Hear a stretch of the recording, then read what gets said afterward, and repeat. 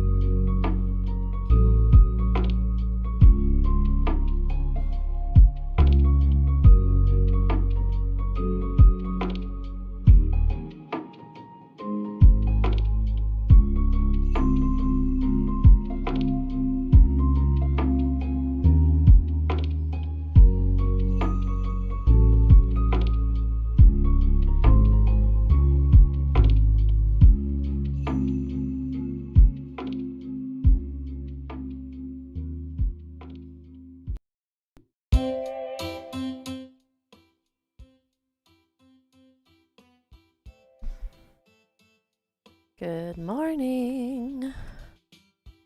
Good morning.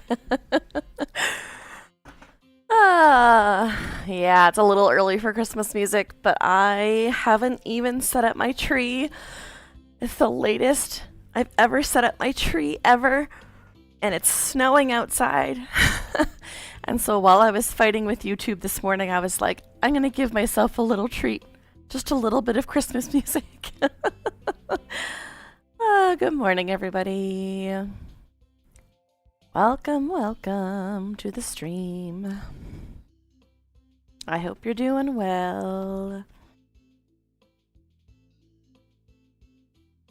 Hello, Lurker.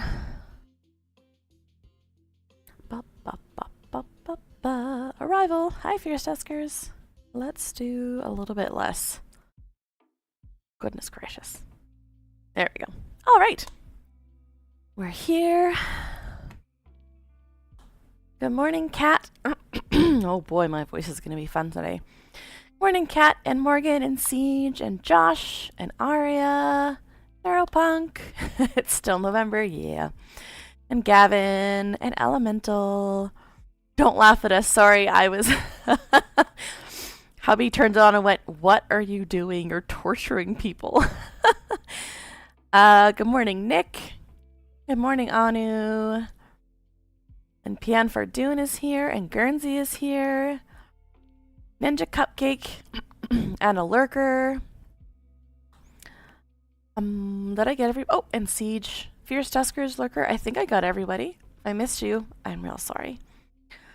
What's on the agenda today? A little bit of a mix of stuff. I don't have plans to watch any parliamentarian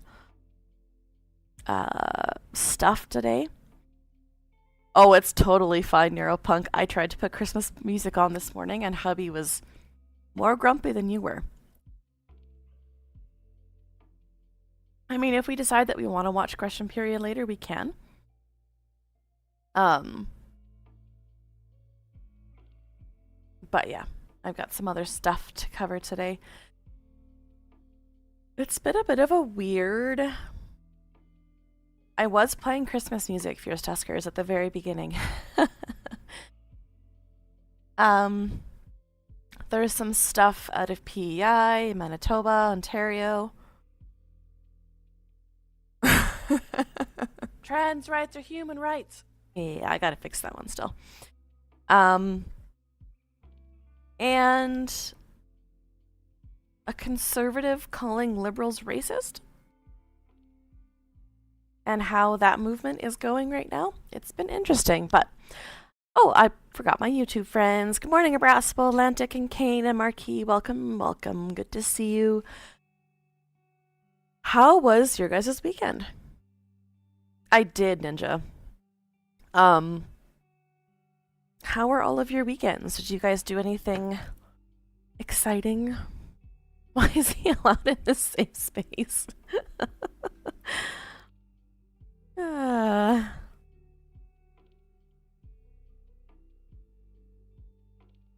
I spent my weekend a couple hours away with family. It was lovely. I had a family friend fly in from Ontario. Got to see her for the first time in like 15? Well, I guess we've seen her more recently. First time in a couple years, and then we hung out with a bunch of people that I haven't seen in a very long time. It was really good. All my overstimulated hell weekend on Discord. Oh boy. Morning, Ayla. Told to clean and redress some of your flowers from the summer. Yeah. Elderly dog considers wagons to be other dogs until he can see they don't have a head. May the universally corruptible party be recalled in every single riding. I just found out yesterday that there's a recall for my riding, so I am going to be signing that for sure. Yeah, UCP. Elemental had sent me a huge list of different things to call the UCP, and some of them are quite clever. I laughed. See if I can find the list back. We have got... Oh, you sent more. It would be a Yuletide blessing. Correct. Universal Crybaby Party was one. Yep. Uneducated climate polluters. Unburdened criminal processes. Underwriting criminal premiers. Unshadowed cancerous partisanship. Unscrupulous corporate party. That's a good one. Yep. Use contraceptives, please. Undoubtedly corny politicians. Mine would be undoubtedly corrupt politicians. Or undeniably I don't want a holiday election. Give me a February one when everyone's locked in and bitter. Yeah, the NDP one's March, right? Um, Speaking of the NDP, yeah, fair cat. Um, I have been in contact with some of the media people from a couple of the different leaders, and there is a chance that my stream might show up in some of Rob Ashton's social media stuff. Um, so that is extremely exciting. Um, and I was able to find somebody to watch Kiddo. So Thursday, the 27th, the debate, the first NDP debate is going to be starting, I think, 5 o'clock my time. I believe it's 7 Eastern, but I will double check that. And we may have some new friends joining us for that, which I'm like super stoked about. Yeah, Gavin, it dumped snow here this morning. It's turning into rain now, but yeah, it's not great. 7 East, that's what I thought. So I found someone to watch Kiddo, and I've been in contact with some of the media people for some of the candidates, and a few of them have offered to use my stream as sort of the gathering place to watch the debate. So we'll see how that goes. I haven't seen any actual posts about it, but I'm in a couple of the Discords and I was pretty excited.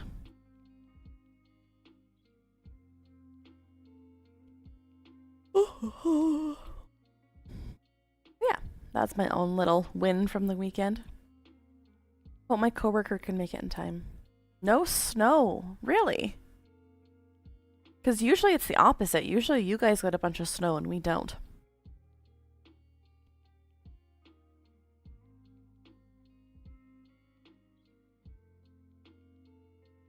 You have an opportunity to go to an in-person watch party. Well, you're welcome here, and if you go there, I'd love to hear how it goes. Bum, bum, ba-dum, bum. 5 degrees and clear. So it was... Oh, hold on.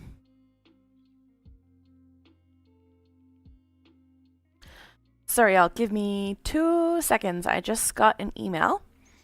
Maybe I'll set this up first so you guys can watch some of this for a minute while I respond to an email. It's raining on Van Island, as it will be for the next 6 months. Yeah. Fair enough.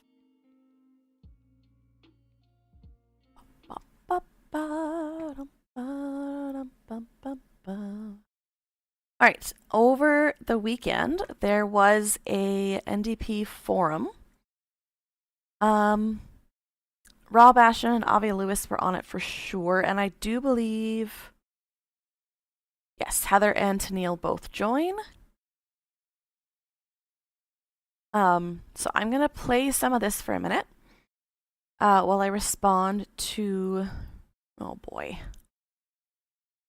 I do not want to think about this right now, but we're gonna.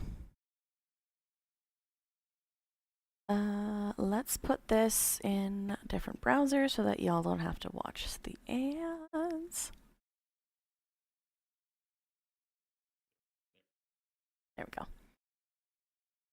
All right. Morning, Siege. Got some captions on.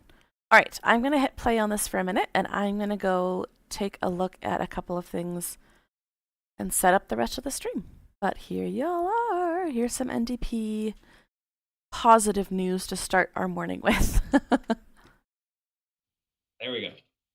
Hi, everyone. I'm Jaeger Rosenberg. I was the candidate here in the last election federally. And as we all know, the last election was not a good result for the NDP. We're down to 7 seats nationally. We got less votes than the Bloc Québécois. And that's not good because the Liberal Party has moved way to the right. They're basically conservatives now. Pierre Poilievre and the Conservative parties are now basically fascists, and they've moved way to the right. And now there's a huge gap in Canadian politics where there's no really left-wing progressive option. And that makes it so important that the NDP is able to rebuild and that we do it in communities like ours. The NDP's unfortunately never won federally here in West Vancouver, Sunshine Coast, Sea to Sky country, partially because our borders are not very well drawn, and partially just because we haven't made enough of an effort, you know, and we need to make that effort. So we have, up to 4 years till the next election, probably less.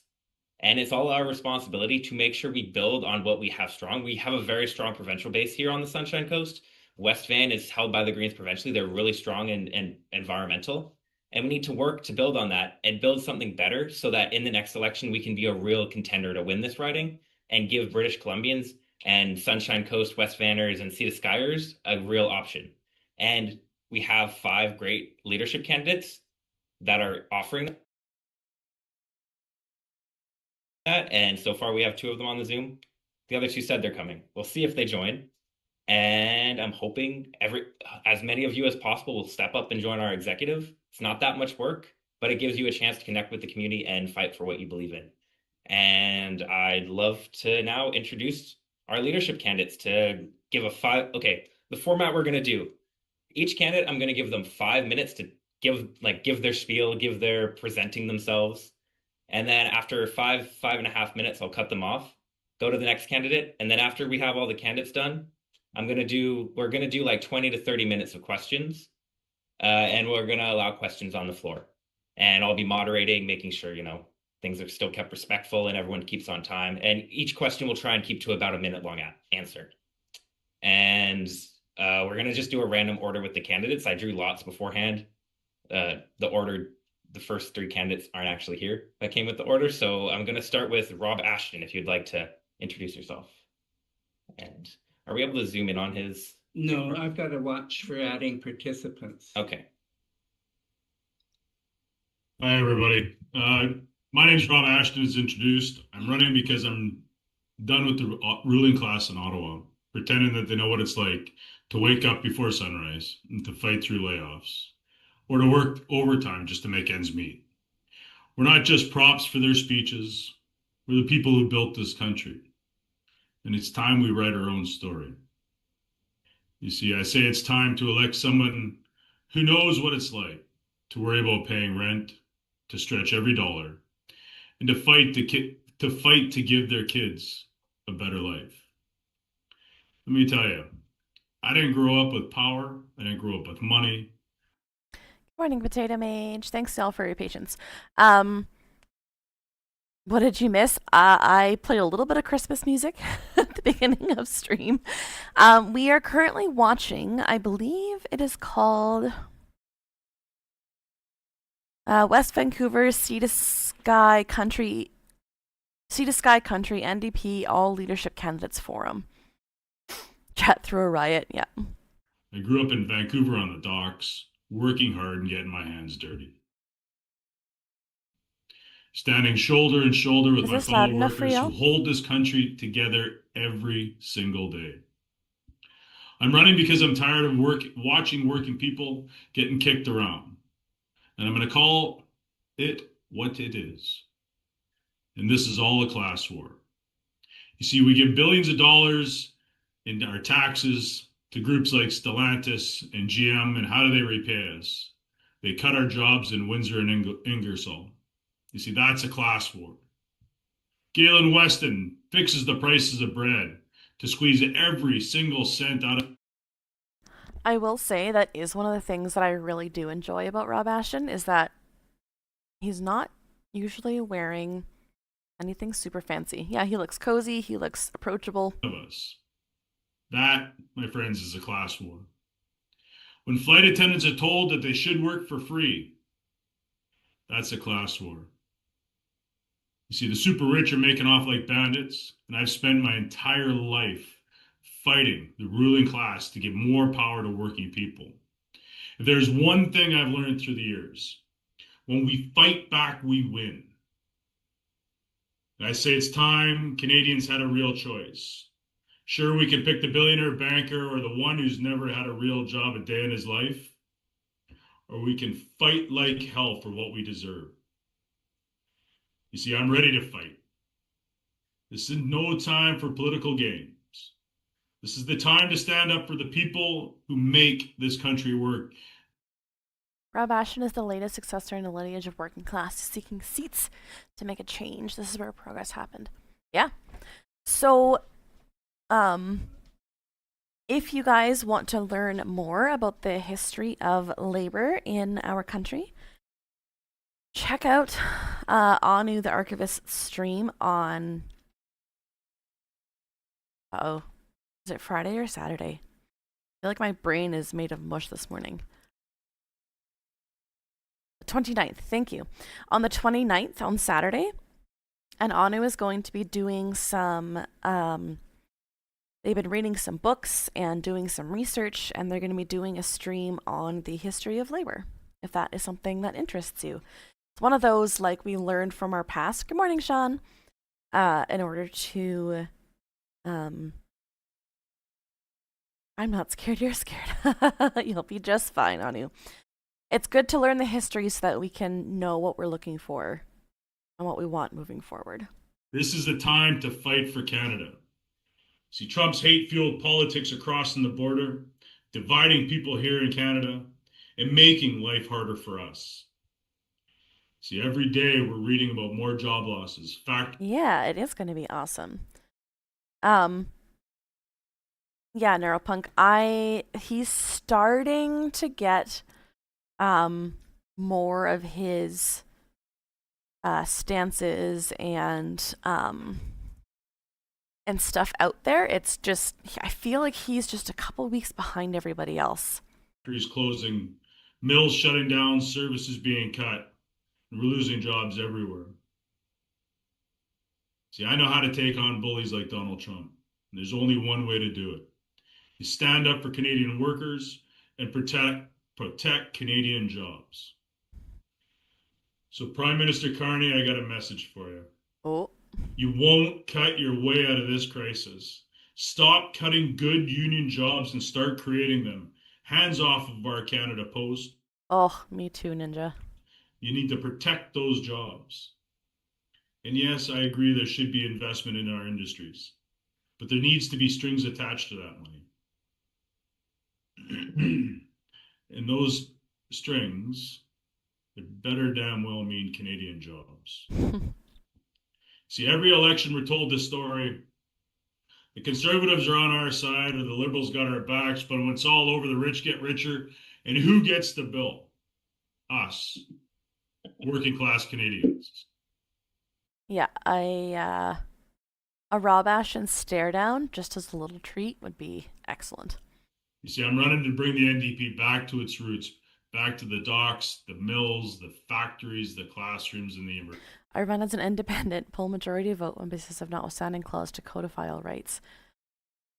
Federalize services and purpose. Push all progressive policies and use the notwithstanding clause to force no cuts or further use of the notwithstanding clause.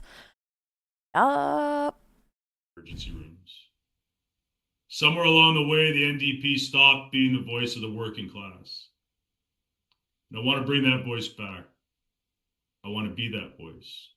Our party was built by the working class, for the working class. And come hell or high water, it will fight for the working class again. You see, when we stand together, when we fight, we win. Every single time. But this doesn't happen without you all. My friends, we built this country, every bridge, school, home, and hospital. Hell, we built Ottawa.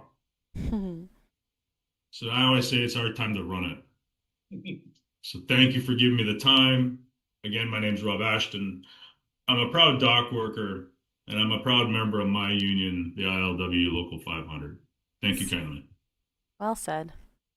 I do also appreciate that he called out Carney, he called out all of those things, but he also called out the NDP party itself, which is a good sign. We find Heather in now and We just had Heather McPherson join. My order has her going after Avi. Rob had a minute and a half to spare, so good job keeping on time, Rob. So next, we're going to have Avi Lewis come and introduce himself. So take it away, Avi. Hey, dang flabbit. Hello, everybody on the Sunshine Coast and other parts of the riding, where, as you know, I was incredibly proud to be your candidate in 2021. I think Rob is still pinned, you guys, if you guys want to. I mean, I love looking at Rob. I could look at Rob all day. He's got such a great look. Didn't you love that speech? People, Rob Ashton, we have a union president who's running to be leader of the NDP. It is pretty cool. And as you meet the other candidates, you will see that this year's This is one thing that I love, and I'm curious how they're going to do this in the debate, but there is such a sense of camaraderie. And, like, you know, they're all running, obviously, and they're all going to point out flaws in each other's policies. But, like, the level of support is so cool to watch, because that's the kind of thing that will promote change. Not infighting, but collaboration with more people. field, we're very different people and we have different offers. We have all of the same shared values that New Democrats usually have. And you'll hear that too. But it's a fantastic time to be running for leader of the NDP. You live in coastal communities Morning, and Laurel. in smaller communities. Totally on you. And in tourist dependent communities, Yeah, communities that Potato are Mage. very That was incredibly awesome to watch. I'm gonna play the clip of that from Rachel's stream after this, because, like, that was amazing to watch. connected to the ocean, to the mountains, to the pleasures of nature, the joys of connection with the natural world. My son was born in the Seashell Hospital 13 years ago when it was St. Mary's, and I met Jaeger at Clayton's in Seashell, where he'd been checking out my groceries for years.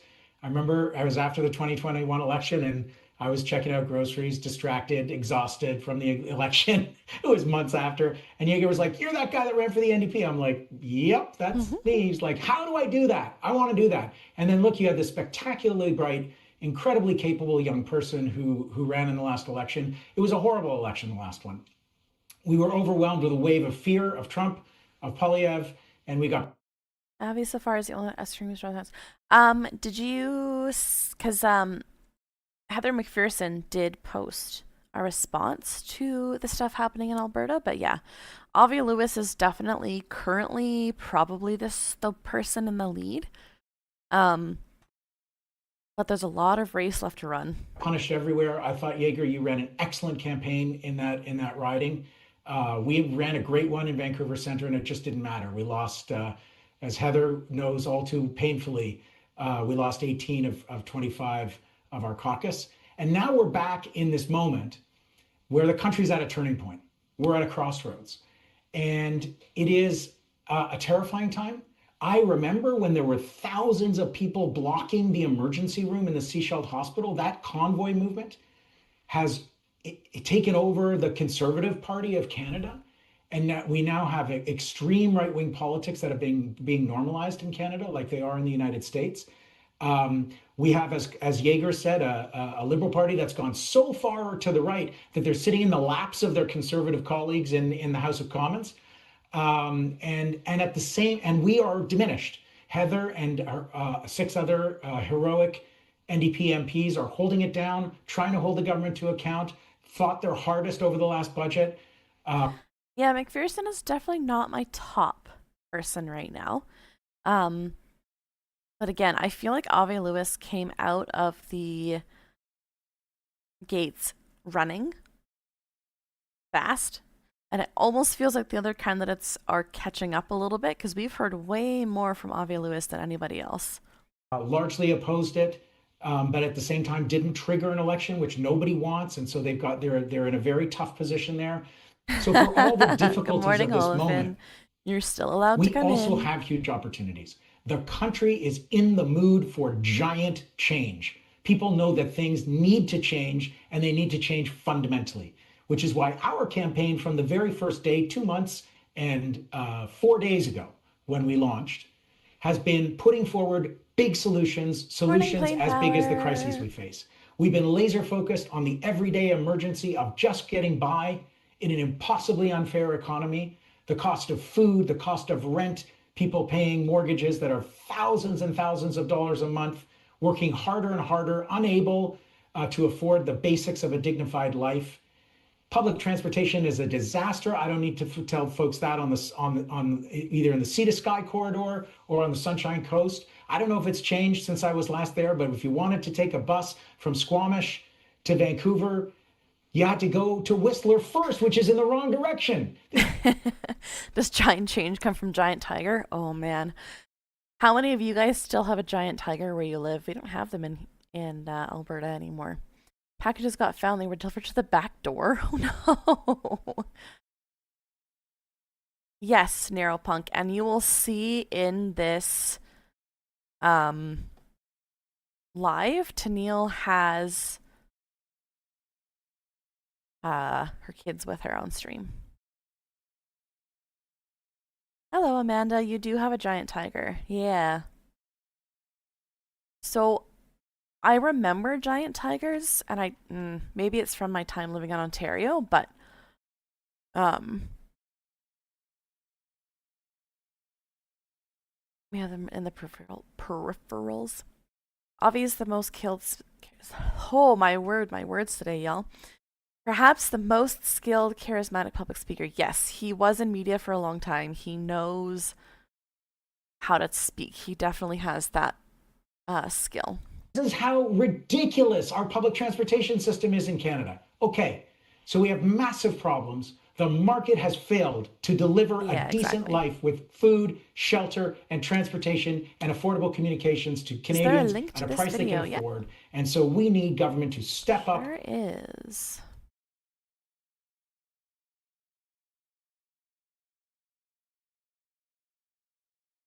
With real solutions, not canceling the GST on essentials, which you wouldn't even notice when Jaeger is checking out your groceries at Clayton's. We actually need a public option for groceries.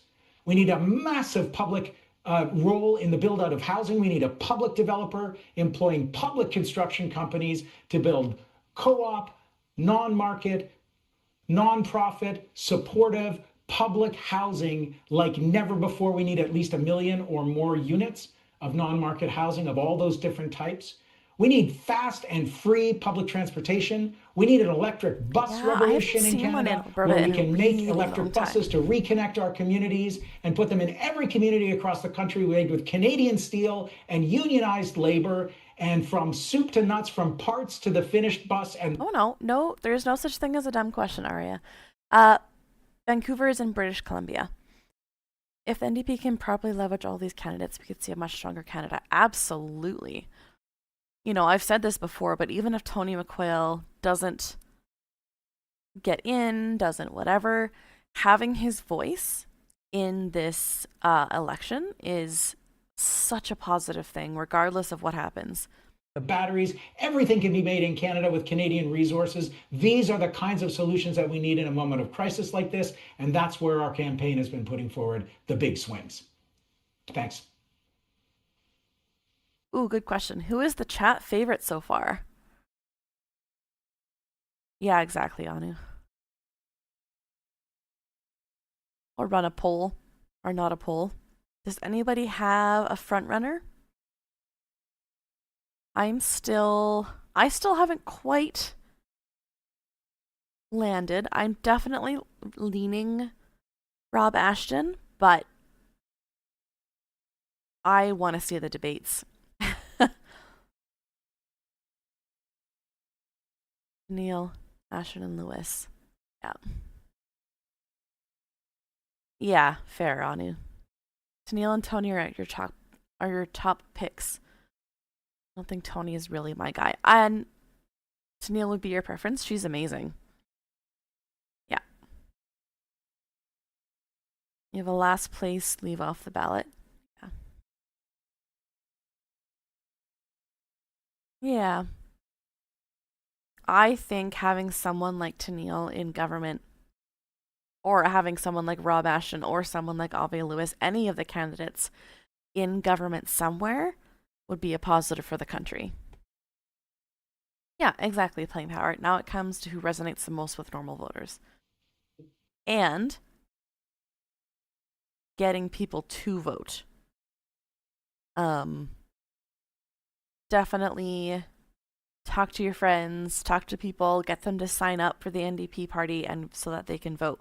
because that is going to be a huge part of this, is making sure that we have enough people that show up and vote.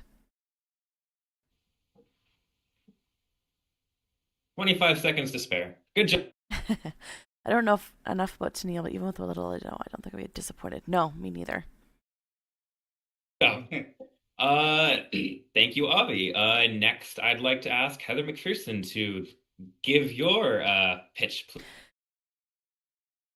Would your city matter? Yes. So Aria the Gamer, these are people running for the federal NDP party.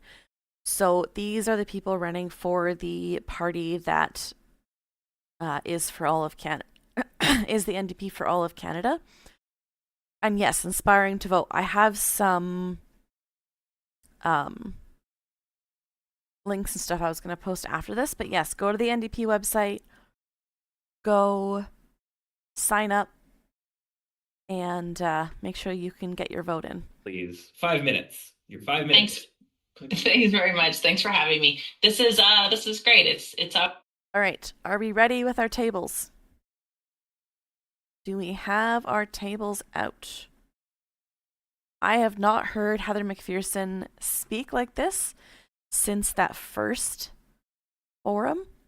So I'm curious to see if she has at least a little bit of a shakeup in what she has to say. Just sanity checking. NDP requires you not to be in the other party. I'm not going to say yes or no, Olafin, because I would like to check first. Can you bring the kitchen sink? Always nice to be in a room full of New Democrats, even if it's a virtual room. So my name is Heather McPherson, and I am coming to you right now from Ottawa. I'm on the unceded and unsurrendered territory of Ottawa. Traditionally, I come from the traditional territories of Treaty 6 in Edmonton. I was elected in 2019 as a member of parliament and have been a member of parliament ever since. And yeah, for me, the vision that I have for this party is that now more than ever, we need a new Democratic Party that is welcoming people in, that is building a bigger table. I spoke a lot during my launch about this vision I have of making a table where more people feel welcome within our party. We know that in April during the election, people didn't feel that they could vote for the New Democratic Party. They didn't feel that this was the party for them, and that has to change. Workers across this country need a party that is fighting for them. And that's us. That's the New Democratic Party. It's always been the New Democratic Party. But we need to change the way that we talk to people. We need to change how we talk to people because people right now in Canada are struggling. They're struggling with the cost of living crisis. People are worried about their jobs. They're worried about whether or not they're going to be able to pay their bills. They're worried about whether they can afford groceries. And we need to be speaking to people not just about those problems, but how we're going to fix those problems, what the solutions are for those problems, the real solutions, the progressive solutions for dealing with the challenges that so many people across this country are dealing with right now. I brought forward my housing strategy just a week ago. I'm so proud of it. You should go to heathermcpherson.ca and take a look. But it is based on the idea that everybody has the right to a home, and that we have to take the corporations and the REITs out of home ownership. We have to, make sure that we're building. That is the first line acknowledgement of the video. Like the second person with the public options. Yeah, he's definitely the front runner right now. What is a table if not a door on its side? I'm trying to find the rules for the NDP membership thing without using Google's AI. Massively in housing for people, below market, nonprofit, co-op housing, that we are working with Indigenous communities to support their initiatives on housing, what they need for their communities on housing. We need to come up with plans for jobs. We've got a great plan to get young people working, to expand a Canada Summer Jobs program to be year round, to get young people working on a climate core program, to be working on trades or in the care economy, making sure that every student that graduates from post-secondary or from high school has the opportunity to start their life. And that could be a grant program that could help them out, $6,000 per year that could help them out to pay for their post-secondary, pay for university, pay for college. But if they want to go into an apprenticeship program, there's money for that too. Ah, thank you.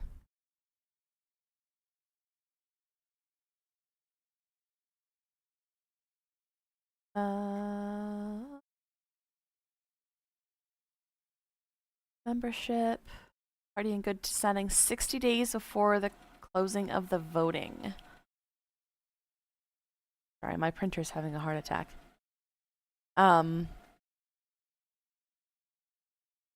If you swear in a Google search, it'll, yeah.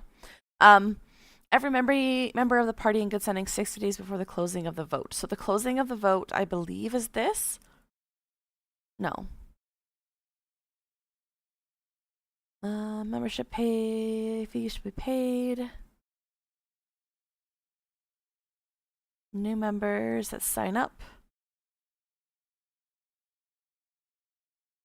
Paper membership in batches of 10.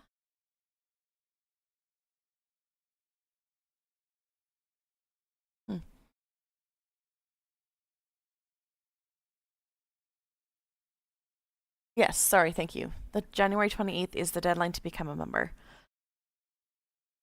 However, I'm not seeing anything in here about being a part of another party.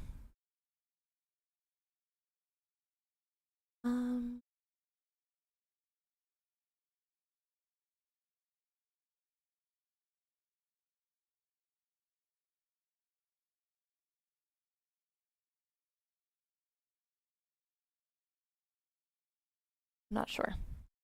We will look that up after this. Together. If they want to start a new business, if they I know all potentially good candidates, but one requirement is their French. If they answer that they will start learning, I'll take that. Yep, that's fair. Did my voice die? No, I don't think so. need tools, if they need support because they have to come from a distant community or a remote community, we can put those things in place and then tie it to a mentorship program so that there's a path for that. We can be leaders in building projects across this country that are good for our economy, that are good for our climate, that are good for our future, that get Canadian workers working on projects, projects with Canadian materials. Let's build an energy corridor, a clean energy corridor. We cannot keep investing in things like pipelines. The North Gateway pipeline cannot go forward. That is a project that has no start. There is no way that we can repeal the tanker ban. That has to be in place because it protects our very vital coastline. We've got to repeal things like C5 that take away the rights of Indigenous people. Yeah, no, Plain Power, I definitely will not be going through that process on stream. Yeah, this is good coming from Heather McPherson because I know that a lot of people are concerned about her thoughts on pipelines and oil and all of that stuff. So this is a good sign. To take away our environmental protections, we need to do that. Those are the things. I am also already a member of the NDP, so I don't have to sign up. Things that New Democrats can be fighting for is to make sure that what the future we're building, the economy we're building, is forward-looking, is something where we're working towards, a positive future for everyone.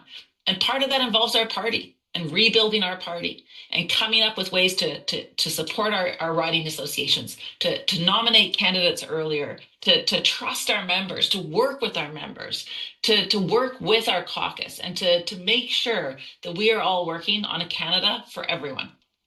Thank you. Nice. Short, succinct. Good job. 40 seconds to spare. Gotta re-up with the NDP, but RPC still hasn't got me about dememberizing. Yeah. Neil joined during that, so I'm going to briefly go over the rules just so she knows, if I can find her in the meeting. So we're doing 5 minutes per candidate to introduce themselves, and then afterwards we're going to do 20 minutes of questions from the audience. And as moderator, I'm going to do my best to make sure each candidate has, She's got her daughter relatively with her. even amount of time. So take it away, Neil.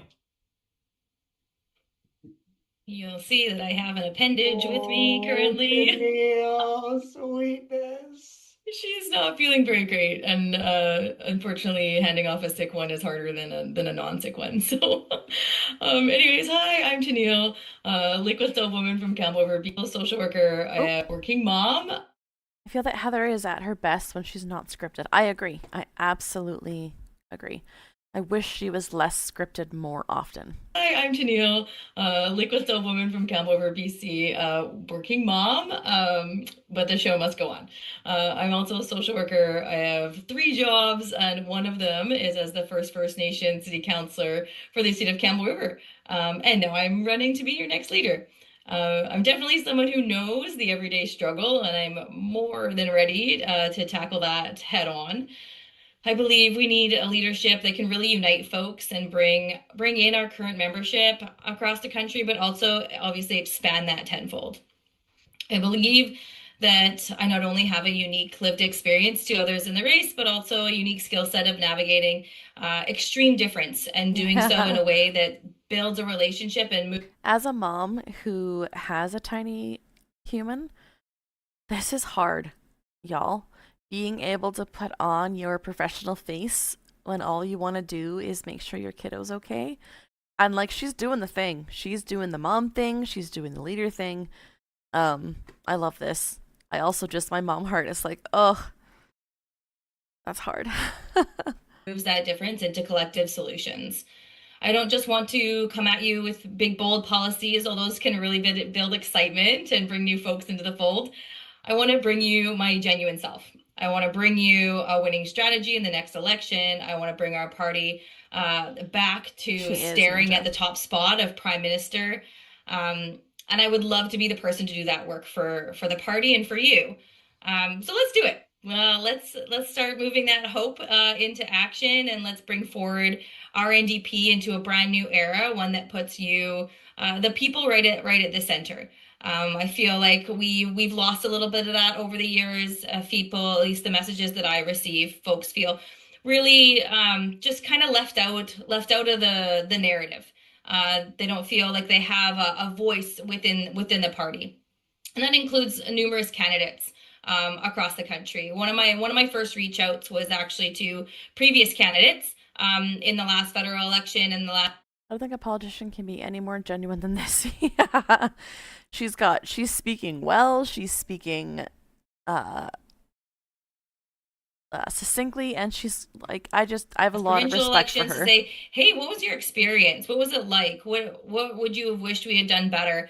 Because I really wanted to hear from their perspective how it felt. And there was definitely a lot of disheartening conversations around just feeling like, you were put in this position and you really wanted to run hard and represent your area, but that you were kind of left in the dust and weren't really given the tools that you needed to do a good job, and really felt left behind. So let's change that. Let's lean into the expertise of our candidates. Let's get them out loud and proud and super early, and let's gear up for that next election. Because if we want to bring forward any of the amazing policy solutions, program ideas that you're going to hear about today, we really got to win that next election. So Gila Kesla for the opportunity.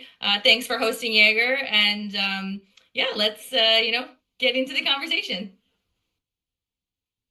I'm wondering, maybe we should get questions here first. Yeah. Thank you, Tennille. 2.5 minutes to spare, so lots of extra time. Because I just noticed on the screen it says Bull Forest, I'm using our president's computer, but my name is actually Jaeger Rosenberg for those on Zoom, just so you know, I'm your moderator.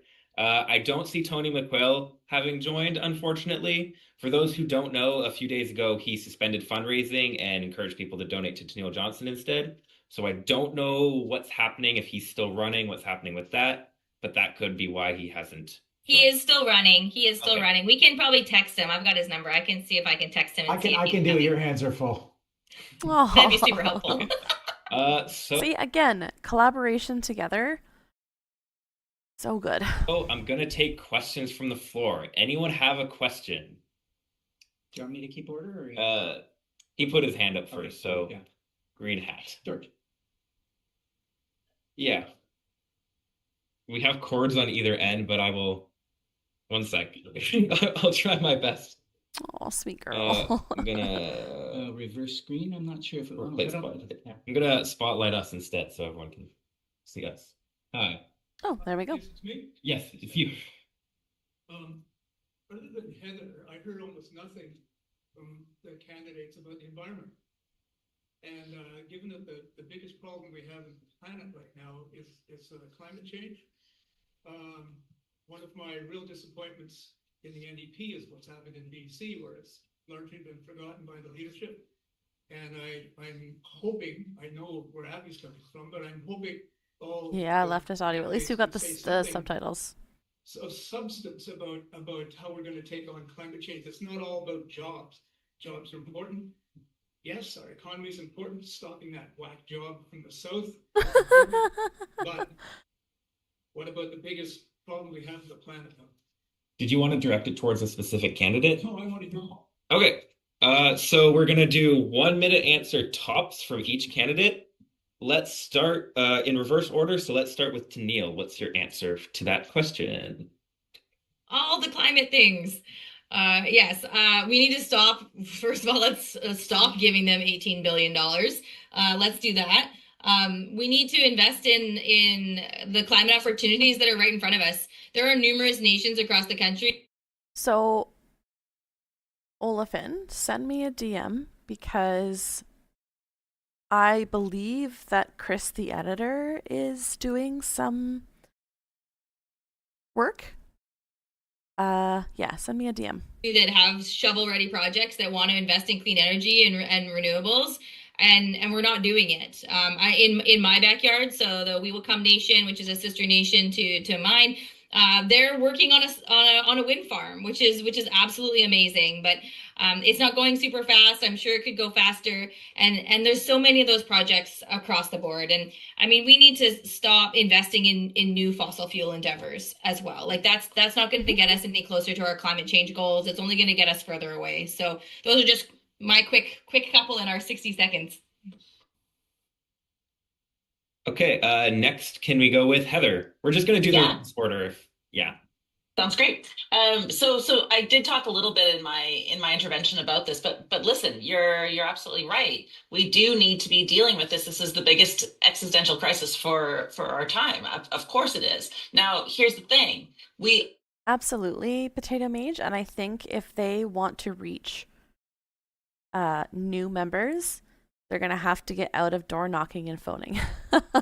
often see it as past it and do being more. the climate or the economy, but that's not the case anymore. The climate and the economy are integrally tied together. So think about the opportunities we have. You know, as an Albertan, I'm so horrified, of course, by Danielle Smith and her shutting down investment in renewables. That's something we should all be very excited about, is investing in renewables. You know, investing in big energy big nation building projects like retrofitting our homes, like high-speed rail, you know, like our transit systems within our cities. You know, there are these great opportunities where workers can have good family sustaining jobs. We can be building an economy for the future. This is an opportunity for us. And that's what I see with this. Let's take the opportunity that we have in front of us. Let's build a future where we're protecting our planet and we're making sure that we're building an economy for the future.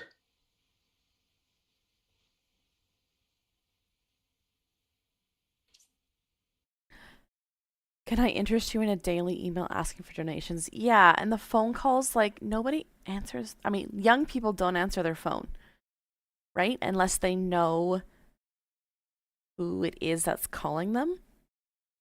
I mean, I don't, and I know a lot of people with social anxiety also don't. It's me, I'm young. Tell me I'm young and hip, and I know what's going on. NDP needs to get away from treating its base as an ATM. Agreed. Really tough because in order to stay true to values, they have to not accept the crony capitalist donations. I know. And it's one of the reasons why I was so disappointed in the way that they ran the money side of this election campaign. I understand that the party needs money. I get that. Hold on, I gotta sneeze.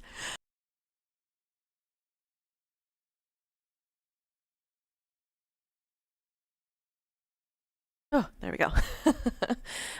You really don't want to be answering unknown spoofed numbers. Exactly. And that's the thing, too, is that mixed in. Oh, Thank you. Mixed in with. Oh,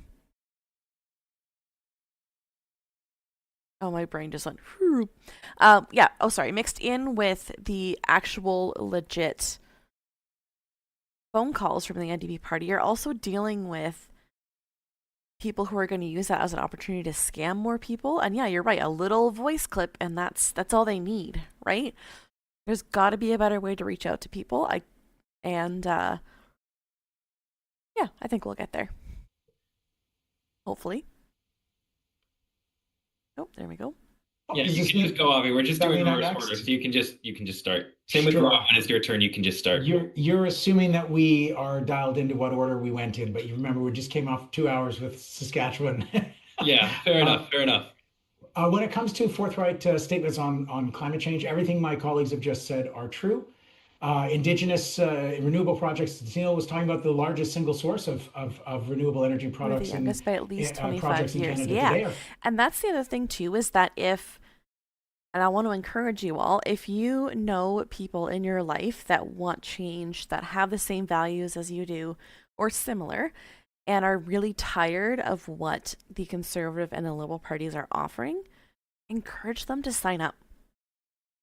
You know, people think, a lot of people, when they're looking at a federal election, a lot of people are going, I can't, like, does my vote really matter? All of that kind of stuff.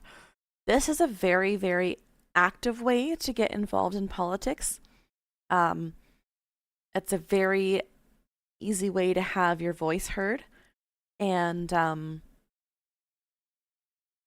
yeah, you can see the change happening, and it's a way to get involved and actually push for change. Coming from Indigenous communities, and all of the examples that Heather cited are true. And I take no joy in saying that they're also insufficient. If we don't name the driver of increased emissions in Canada, driving the storms and the wildfires, which are weighing on the lungs of our family members every single summer now, it is the fossil fuel industry, its power, its profits, its power over the political class, its stranglehold on the narratives that we are trapped in. And if we don't say that we have to not just stop subsidizing the fossil fuel industry, but get off fossil fuels as fast as humanly possible, then we're not. Oh, absolutely, Kat. I am a large supporter of encouraging everybody to vote always. And this is just another way to do it, another way to, we're not just voting in our federal elections or provincial elections. This is an opportunity to elect who the people are that are going to represent those parties. Liquid exploding dinosaurs and paper is dead tree format. Oops. Not actually talking for real. That's time, Avi. Sorry. Neil. I think the Rob, point was sorry. made, Jaeger. Rob, your turn. Replaceable. All right, really quick. So look, yeah, BC burns for 4 months of the year now. It's disgusting. The Canadian government has to start building green economy for us because industry won't do it because they're making a lot of money off of it, and they're making a lot of money from the Canadian government. So we have to look at investing in jobs because jobs come hand in hand with this. And so to do that, we have to start up our own windmill companies, to build wind turbines, to build wind farms, and other industries like that will be green, that will help protect us and help change the tide of this climate change that we're fighting right now. So maybe we can actually have a summer that's not filled with smoke, not only in BC but across Canada. Thanks. I think I saw Jeff next. Yeah. I'm gonna keep it so you can. Absolutely, Potato Mage. There are several ridings where it was like 10 to 13 votes that were the only difference between one candidate and another. You can ask all the candidates, but just in the sake of getting to as many questions as possible, if you can target a specific candidate, that's preferable. You can ask all, but specific candidate target is a bit better. Okay, Jeff, you wanna? Yeah, my question has to do with the military procurement expenses. We're now moving from a target of 2% of GDP to 5% of GDP. And we know what happens to countries that overspend on the military, they go under. I'd like to hear the perspective of each of the candidates with regard to the military spending. Okay. Let's just do reverse order again. So Rob, you go first, and then we'll finish with Tennille. Yeah, you bet. 5% is ridiculous. I have no issues with purchasing equipment or gear that keeps our troops safe and gives them the ability to defend themselves as well as Canada. But 5% of our GDP is inherently stupid. We are not a warmongering nation. We're a peacekeeping nation, and we better keep it that way. Thanks. He's very like, there you go, I'm done. Anyone should try getting conservative memberships so you can vote for a less insane leader over there and then dump the membership. Yeah, Avi, you're next. I'll spotlight you. That was a rough around the edges answer. Absolutely, it was. Clearly, we don't have 1% of our GDP to spend on protecting ourselves from the climate emergency. We don't have 2% of spending to fix our healthcare system. And suddenly we're appeasing Donald Trump. That is the only point of Carney's shift. It's weird watching the leadership right compared to the Liberals. They want each other to win and get to the debate. There's a lot of passive aggressiveness, especially towards green and gold. Absolutely. This whole thing has been so refreshing to watch. Not just to the 5%, which is outlandish and hundreds of millions of dollars over the next decade, but just the 2%. He magicked up $9 billion in the blink of an eye between June and April to increase with magic money our spending up to the 2%. This is all about appeasing Trump. Yes, our troops are underpaid. There's a housing crisis for Canadian Armed Forces families. I talked to a military trainer the other day, and they regard this as a lot of big promises because they see it as appeasement of Trump's strategy rather than a real plan. But if they actually spend this kind of money, it will change the character and economy of this country, and we cannot let it stand. It's the wrong priority. Can I jump in here? Yeah. Okay. Thank you. I have long been a proponent for building a more peaceful country. I have been one of the most vocal people within the House of Commons on nuclear disarmament, on us having an important role within the TPNW, the Treaty for the Non-Proliferation of Nuclear Weapons. Very, very upset about the fact that we continue to send arms to Israel while they are being used in a genocide against Heck yes. Well said. Palestine. The arms trade treaty is law in this country, and we are not adhering to it. We need to close loopholes on our military goods that are going to the United States to countries that are being used in genocides in other places. We need to stop trading with countries that are involved in civil wars and genocides within their communities. All of these things we've been pushing for a very long time. This is the position of New Democrats. And so for us to go to 5%, when this government during the election promised 2.5%, Mr. Carney has no mandate for that. He has no mandate from the Canadian public. Investing in things like the Golden Dome is absurd. It is an absurd militarization of our budget that is happening when we should be investing in peacekeeping, in international development. We should be investing in building a more peaceful world, not in this war machine. Just because I see some hands up in the chat, I'm gonna say we're gonna keep going with the on the floor, like in-person questions first, just because people came here, and then afterwards we'll do questions on the Zoom. And if you have a question and you're on Zoom, please send it in the chat. That's how we're gonna do questions on the Zoom. So just for anyone with their hands up. And now, Tennille, your turn. Yeah, I don't disagree with my colleagues that we're definitely investing very heavy, very fast, and for reasons that I don't think are in the best interests of all Canadians. I do know that, like, yes, our military has been underfunded. Yes, folks have been underpaid for a long time. That's not uncommon of numerous industries and public services across the country. I absolutely am heartbroken that we still don't have a two-way arms embargo in place. We're still just capitalizing on selling pieces of machinery to the United States that are being used to murder children in other countries. If we're truly going to be like an anti-genocidal country and we're going to own that, that's not just within our own borders of Canada. That is how we need to treat other countries. And we need to enforce that and really live our values as Canadians, as Canada. So I don't have too much more to add than what's already been said.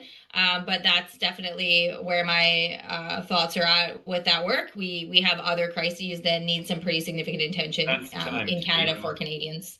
Thank you, Well Tennille. said. Time for the next question. Jaeger, I got a little point of administration. Tennille, I messaged Tony, but it's like on a social media inbox.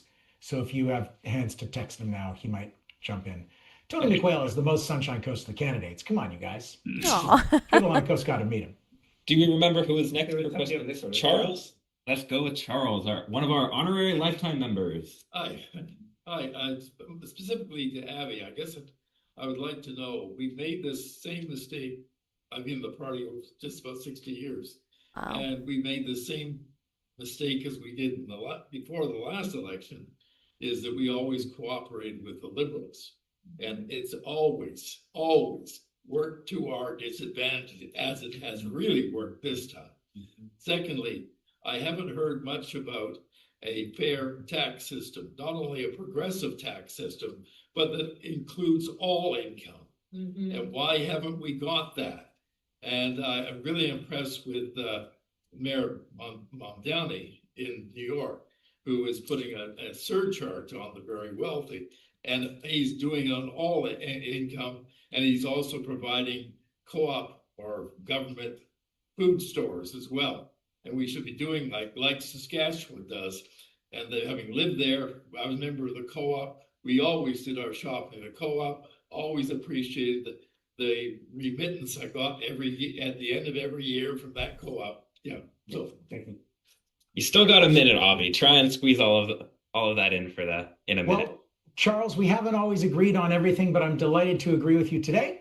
Our campaign has been proposing 1% on the 1%, a wealth tax of 1% on the 1% wealthiest. It would generate between $25 and $39 billion a year. And that's just the first. That's only one piece of a fair taxation platform. But absolutely wealth taxes and going back to taxing more of the capital gains exemption, increasing that, lowering the exemption, increasing the amount of capital gains that are taxed. Absolutely. You know, we've been campaigning on public groceries.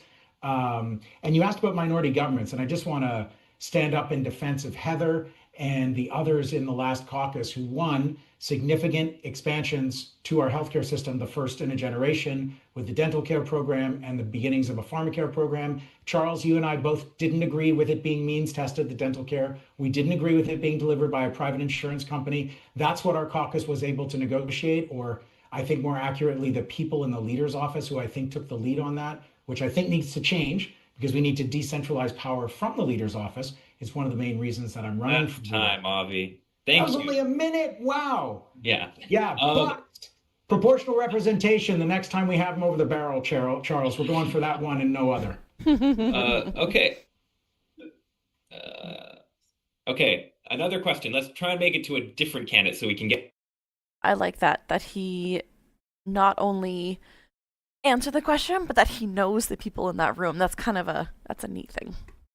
At each candidate answering a single one. So my name is Sandra Michaels, and I have a question for Heather. One of my main concerns is the change in our political environment in Canada as a result of the old Reform Party and what's going on in Alberta right now. And I would like to know how you could address the disinformation, misinformation, and dealing with the media about what comes out of Alberta, because you're from Edmonton. Thank you. Yeah. Oh boy, good question. Thank you for your question. I'll highlight Heather 1 second. There we go. Heather, take it away. Yeah, that's an excellent question because what's happening in Alberta right now Yeah, is at fair, risk of Brinzy. spreading across this country. What happened last week when Danielle Smith actually put in the biggest shift towards a private healthcare system is a massive challenge for all Canadians. If you don't think Scott Moe, Doug Ford, other conservative premiers are looking at that and thinking about how to replicate that, that's what's going to happen. The fact that she's using the notwithstanding clause as some sort of like daily occurrence now in our province against trans kids, against 51,000 teachers. That is a classic bully move. If you think that what she is basically saying is if she can use it against anyone she wants, she can use it against workers, she can use it against anyone, she can take away anyone's rights. And so we all need to be standing up. Now, within the House of Commons, I have been pushing the government to intervene in court cases that will be going forward. I will be raising it in the House of Commons again this week. That's time, Heather. Sorry, Heather. That's all I time. have for it. Okay. Any questions for Rob or to Neil, please? Excellent. Okay, you can still ask it, I guess, but could you stand up, please? Yeah.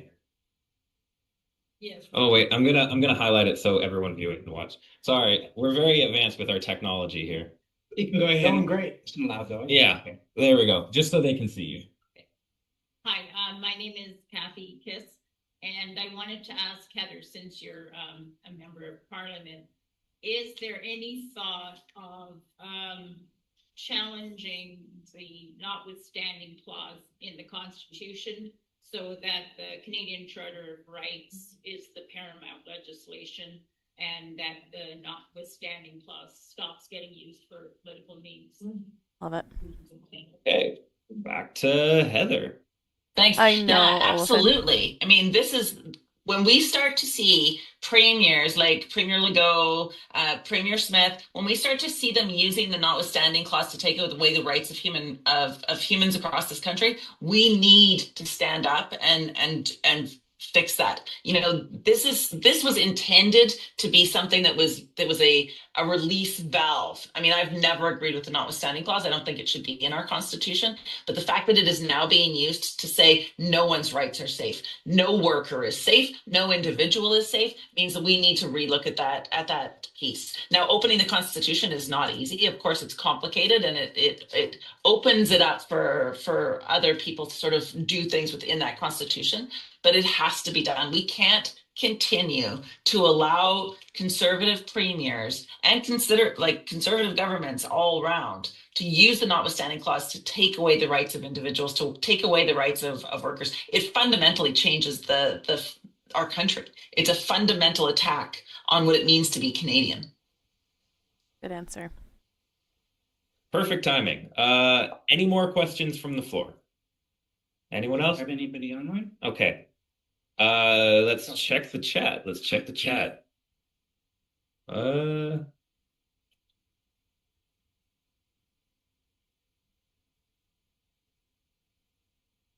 Okay, I don't see any questions.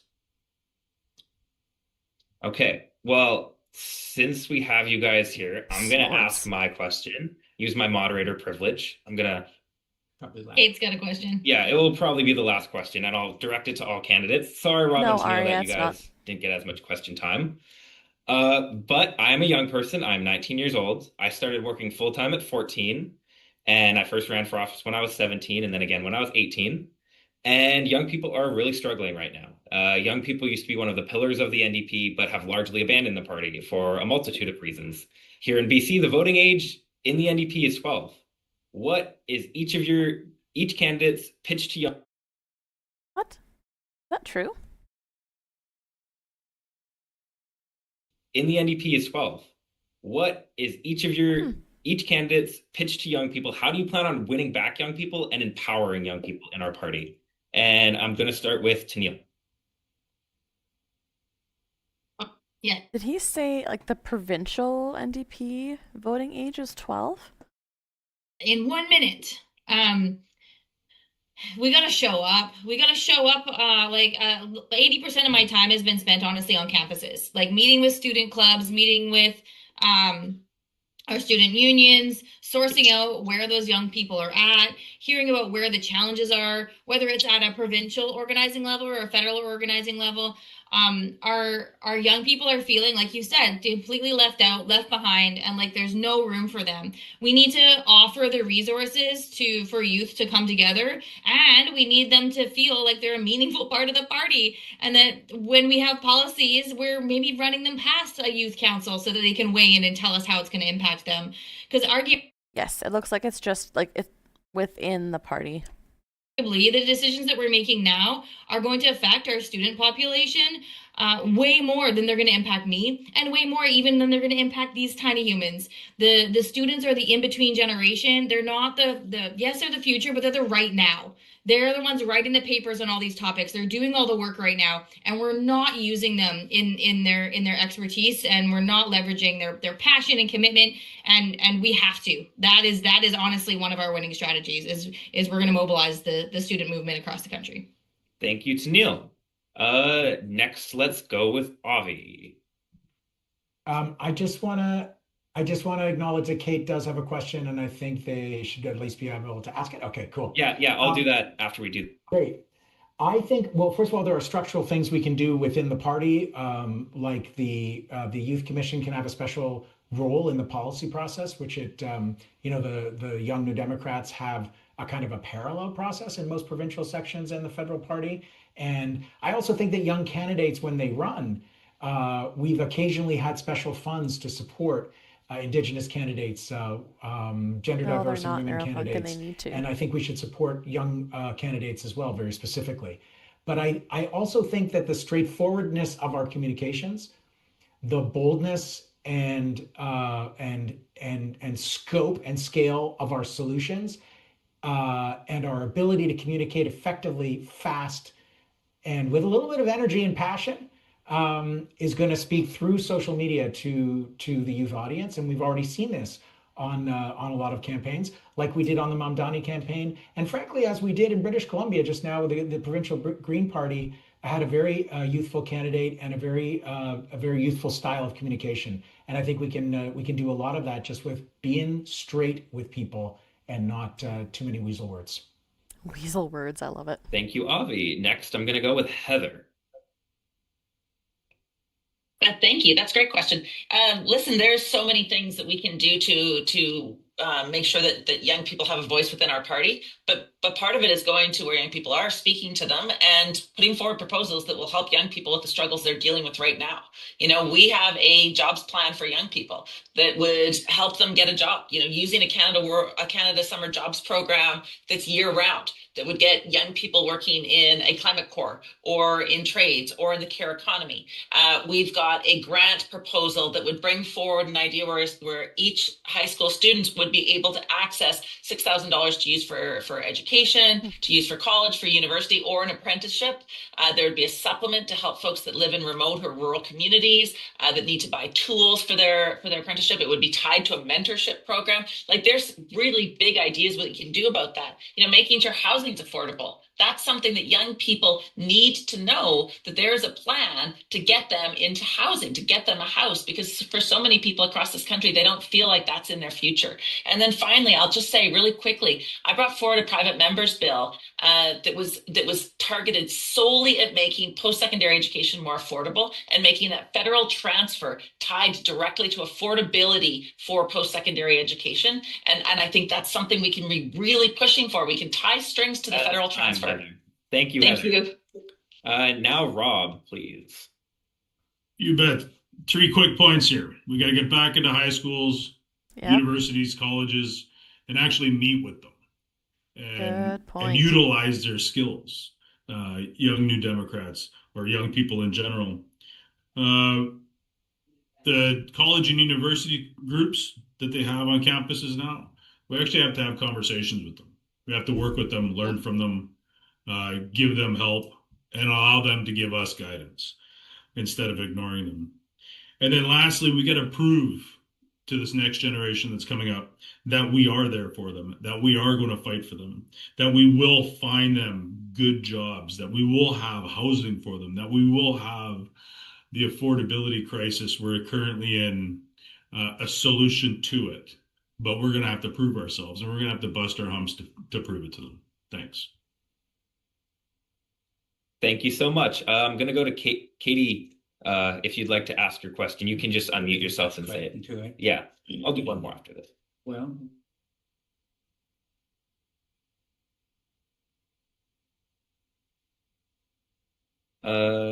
Kate, did you want to ask your question?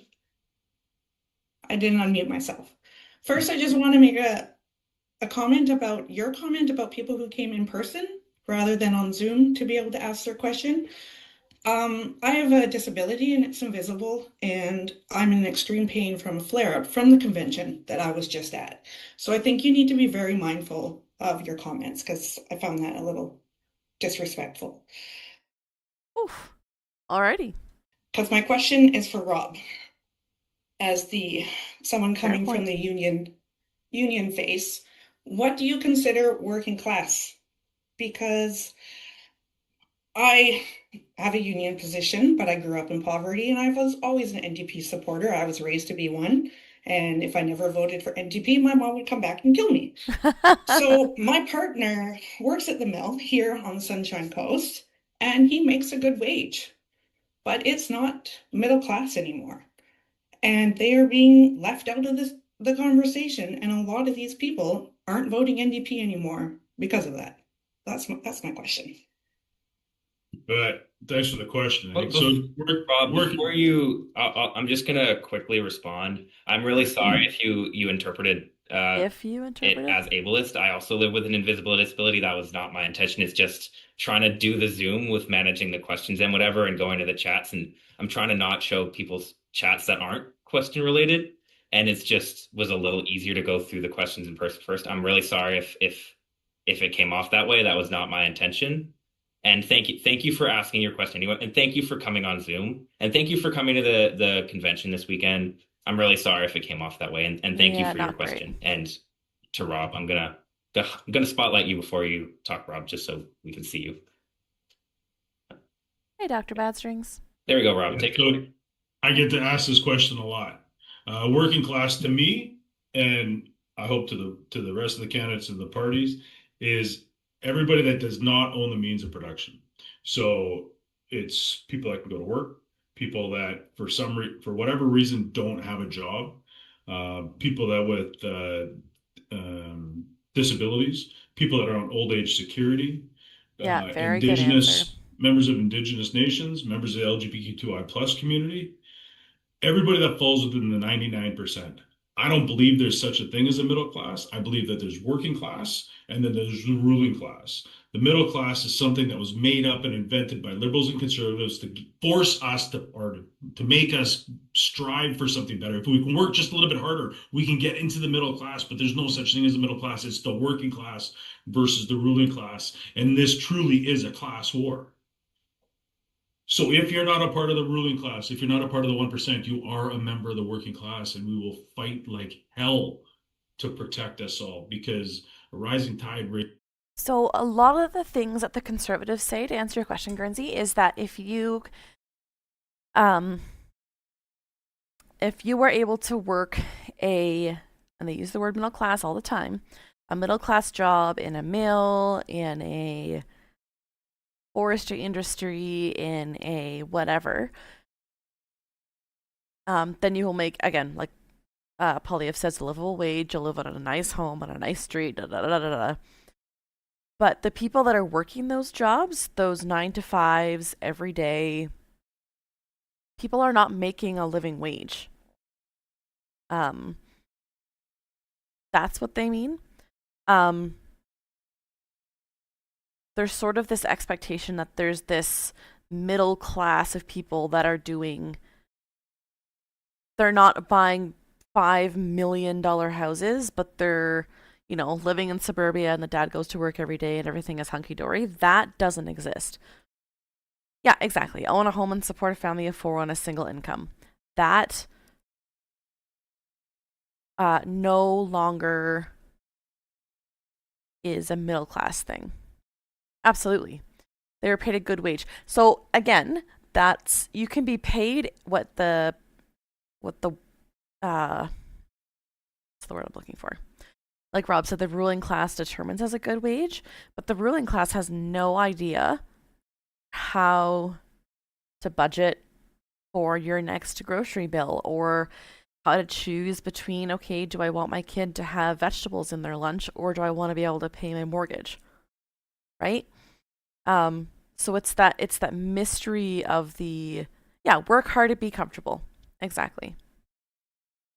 Ruling class, how much can a banana cost, Michael? $10. Yeah, no such thing as the left or the right, which is patently untrue. Yep. They're not making enough to afford the assets required to continue doing the job. Yeah, an unexpected emergency, all of those things, right? Yeah, they're not making enough to afford, so let's say, I'll give an example. My sister is a paramedic, and she, in order to do her job well, she needs certain things. She needs working boots, she needs the uniform, she needs a stethoscope, and a couple other things. And also, like sleep and a life outside of work. And she was working 3 jobs. 3 separate paramedic jobs to be able to earn a wage, and she's working more hours than any human being should. Yeah, exactly. You're making a casual position, so you don't get healthcare plans, and you don't have a lot of hours. You can take a weekend off. Exactly. Yep. Exactly. That's what they're getting at. This is all ships. And that's what we have to do as a country. That's my version of the working class. There's no such thing as a middle class, just working class versus ruling class in this class 4. Thanks, Kate. Appreciate the question. Good Thank you, Rob. answer. We're just about done now, but I'm gonna give the candidates a chance to do closing statements, and I'm gonna give them 2 minutes for it, and I'm also gonna give kind of a prompting question for it, so they can maybe, if they want, do 1 minute answering the final question and then a minute with their closing, or however they want to do it. They have 2 minutes. They can just talk. But my kind of base level prompt is, a lot of communities have very strong provincial NDP bases. Here on the Sunshine Coast, we're a safe seat provincially, but federally, we're considered an unwinnable district. How do you plan on building from those strong NDP provincial bases and making that go federal? And then also, please give your closing final pitch to all of our members here. And let's start with Heather McPherson.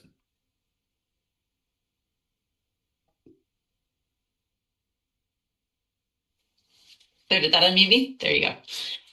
Listen, that's a great question. Thank you. And I really appreciated this conversation today. I always appreciate being on calls with my colleagues that are also putting their names forward. I'm very grateful to all of them for doing that and putting forward their vision of the party. Listen, in 2019, when I ran for the first time in Edmonton Strathcona, Rachel Notley wasn't sure she was going to be able to support me. She wasn't sure she was going to be able to support the federal NDP. And I made it my mission to rebuild that relationship, to the point where on my launch in September, Rachel Notley stood at my launch and endorsed me as her choice for the leader.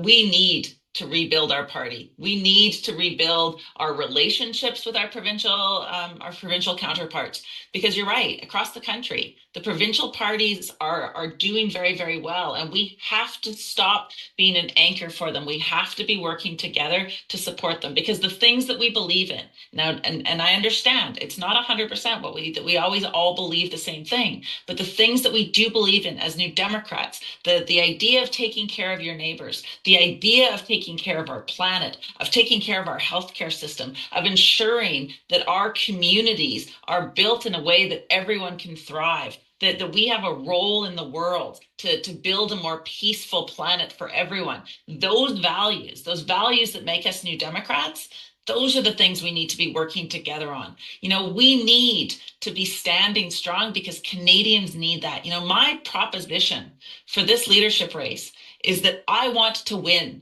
I want more New Democrats to get elected. I want more New Democrats to get elected every single election, because when New Democrats get elected, better things happen for Canadians. Better things happen for workers, better things happen for young people, better things happen for all Canadians. And that's why we need to build a bigger table. We need to speak to there it Canadians is. where they're at. We need to put forward a proposition that is both hopeful, realistic, and I thought we were going to get ambitious. through this whole thing with no mention of Heather McPherson's table, but it was in there. She snuck it in there. And that's my pitch to all members of the NDP. Thank Perfectly you. on time. Great job staying perfectly on time, Heather. Next, let's go with Rob Ashton. Give me a second to spotlight you. There we go. Take it away, Rob. So, my closing, and then I'll answer your question in the middle of my closing or near the end of it. We can't keep letting liberals and conservatives keep eating our lunch. Right? They're stealing our people. They're lying to us at the polls, but we keep electing them. In working class votes, they beat us in urban votes and rural votes. This is why I'm fighting to bring us back to our roots. I'm fighting to have our voices heard. Yeah, just like everybody else, I want as many NDP MPs in every province. I want working class voices in Ottawa, both in provinces and in our territories. We got to spread the message of hope to fight the messages of hate that are coming from the right wing. We have to teach people how to love, not hate your neighbor, but love your neighbor. Hell yeah. Point the anger and hate where it belongs, and that's in Ottawa. That's in our capital cities. Governments that do not do anything for us except blame your neighbor. Well, I'm done with that. I'm tired of that. And we're going to change it. Now, how do we win voters back? We have to prove ourselves. Prove that we're going to be unapologetically loud and arguing and fighting against those other parties that wish to hold us down and wish to choke us off and teach us to hate people. We have to be able to send the message that hope wins, love wins. We have to prove to them that we will get them their jobs, that we will create an economy based in Canada for Canada. And we're going to have to do it hard. We're going to have to do it every day. And we're going to have to be loud every day. I know, Anu. Proud of being loud. I took it out because I was trying to fix something. And that's what we're going to do. And that's how we're going to win voters back in this country. Thanks, Jaeger. Thank you, everybody, for the time. And I appreciate you all. Thank you, Rob. Next, I'm going to go to Neil Johnston. There we go. Take it away. Awesome. Thank you so much. Yeah, there is a giant trench between the federal and provincial parties and territorial parties. We know this. I believe we need to be looking at our provinces and our territories as the huge asset that they are. We need to be showing up to support at conventions. We need to be showing up to support during and in between. It was 100% Anu, by the way, sending me a message. Elections, our MLAs should be attached at our hips because they can feed us information from what's going on the ground. Their riding areas are smaller than ours. They're arguably closer to their constituents than we are. That is a huge opportunity for us to be leveraging at a federal level. Arguably, the job that we do. The thump was the sound of Anu getting thrown under the bus by the tyrant. Anu gaslights everyone into checking their Discord. Yeah, good morning, Blue Terror Teddy. How's it going? At a federal level should be supporting and enabling our provinces and territories to take care of our people. Like, this is where our healthcare is at, right? These are where, the housing is attempting to happen currently. We do need a federal building plan. We do need federal builders. We're never going to get there with private development. But all of our information can be fed to us in such a beautiful way from our provinces and our territories, and it's so easy and it's right there, and we just need to show up and respect them as partners and do that work. In regards to winning, We should be knocking on doors during our provincial counterparts elections. Aaron Gunn was out 2 years before our election, knocking side by side their conservative MLA candidates. And it was gut-wrenching for me to watch that happen, to be sitting there knowing that I was going to run for candidacy and not be able to do much about it. It was really, really torturous, to be honest. We have to avoid that. We have to educate our areas on what your unique political geography is. We did an impressive over 26,000 votes in my riding, in a rural riding where people had to travel who knows how far to get to their ballot box in some cases. So we did phenomenal, but the vote split. We didn't have the education out there on what the Liberals looked like in North Island, Powell River, and we got screwed because of it. So we need the education out there. We need our people to know exactly how they sit in their political geography, and we need to be picking away at those ridings that are close and really supporting those ones that maybe are third and fourth, but the value that one person has to another is so high. So we're so ready to hit the ground running. This gets me really excited. So thank you so much, Jaeger. Thank you for being a rural community hosting us. It means the world. Thank you, Tennille. And last but not least, let's go to Avi Lewis. Give us your final thoughts, Avi. Thank you. Political geography. That's exactly right, Tennille. I love the way you put that. And I am a huge fan of getting to work in provincial elections alongside our provincial New Democrats, as are all the other candidates. But I'm going to distinguish myself a little from the views of my colleagues. I ran twice in British Columbia, and I know there's a lot of disaffection with our BC NDP government. And I think our path back as the federal party is not to try to replicate what our provincial sections do, which is successful in their political context, because our national context is completely different. In Manitoba, in Saskatchewan, in Alberta, in British Columbia, our New Democratic provincial comrades are staring over the trench at the extreme right, and there is no Liberal Party in between. We do not have a three-party system in every province in this country. And where NDP provincial governments win, where the provincial NDPs win, it's where they're able to represent a bigger tent, because there isn't a Liberal Party to differentiate. Nationally, that is not the case.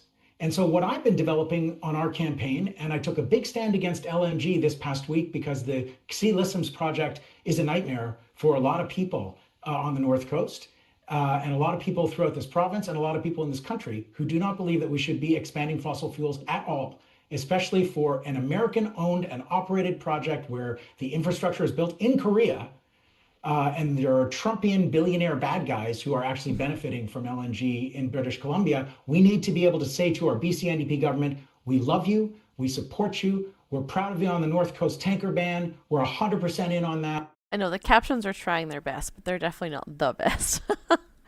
We love what you're doing on housing and a lot of other things around a progressive taxation system, but we have a difference of opinion when it comes to fossil fuels and pipelines and LNG. And well, pipelines, we agree with the BC NDP government right now, but we really need to be able to disagree between provincial and federal sections. Do it lovingly, supportingly. If you're mistaken about why we can have disagreements in the New Democratic family, it's right in the name. We're a Democratic Party, and we are allowed to have disagreements on individual issues within our family. And that, I think, is key to the federal party coming back to have a clear climate policy and many other policies that might not be exactly the same as our provincial sections.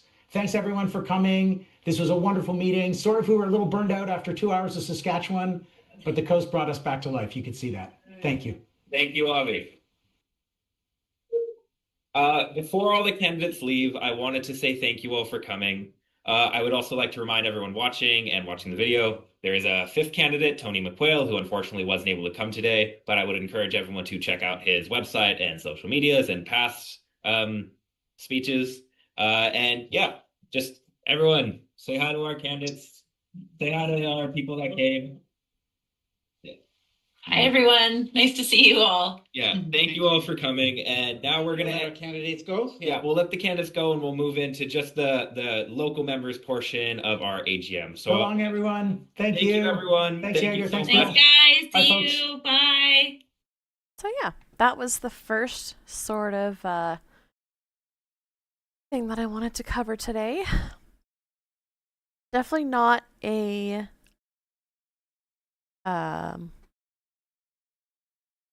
you know, I think they're preparing a lot for the debate on Thursday, but a nice Uh, oh man, you guys, my words are just not working super well. A nice forum on more of a local level. Yes, and it's someone to see. Nice to see someone so young hosting the AGM. Absolutely. Absolutely. Yes, the NDP leaders debate is going to be this Thursday at 7 p.m. Eastern. I will be streaming during it. And we can watch it together. All right, I wanted to go through a little bit of stuff from the NDP. One of them being, oh, where'd it go here?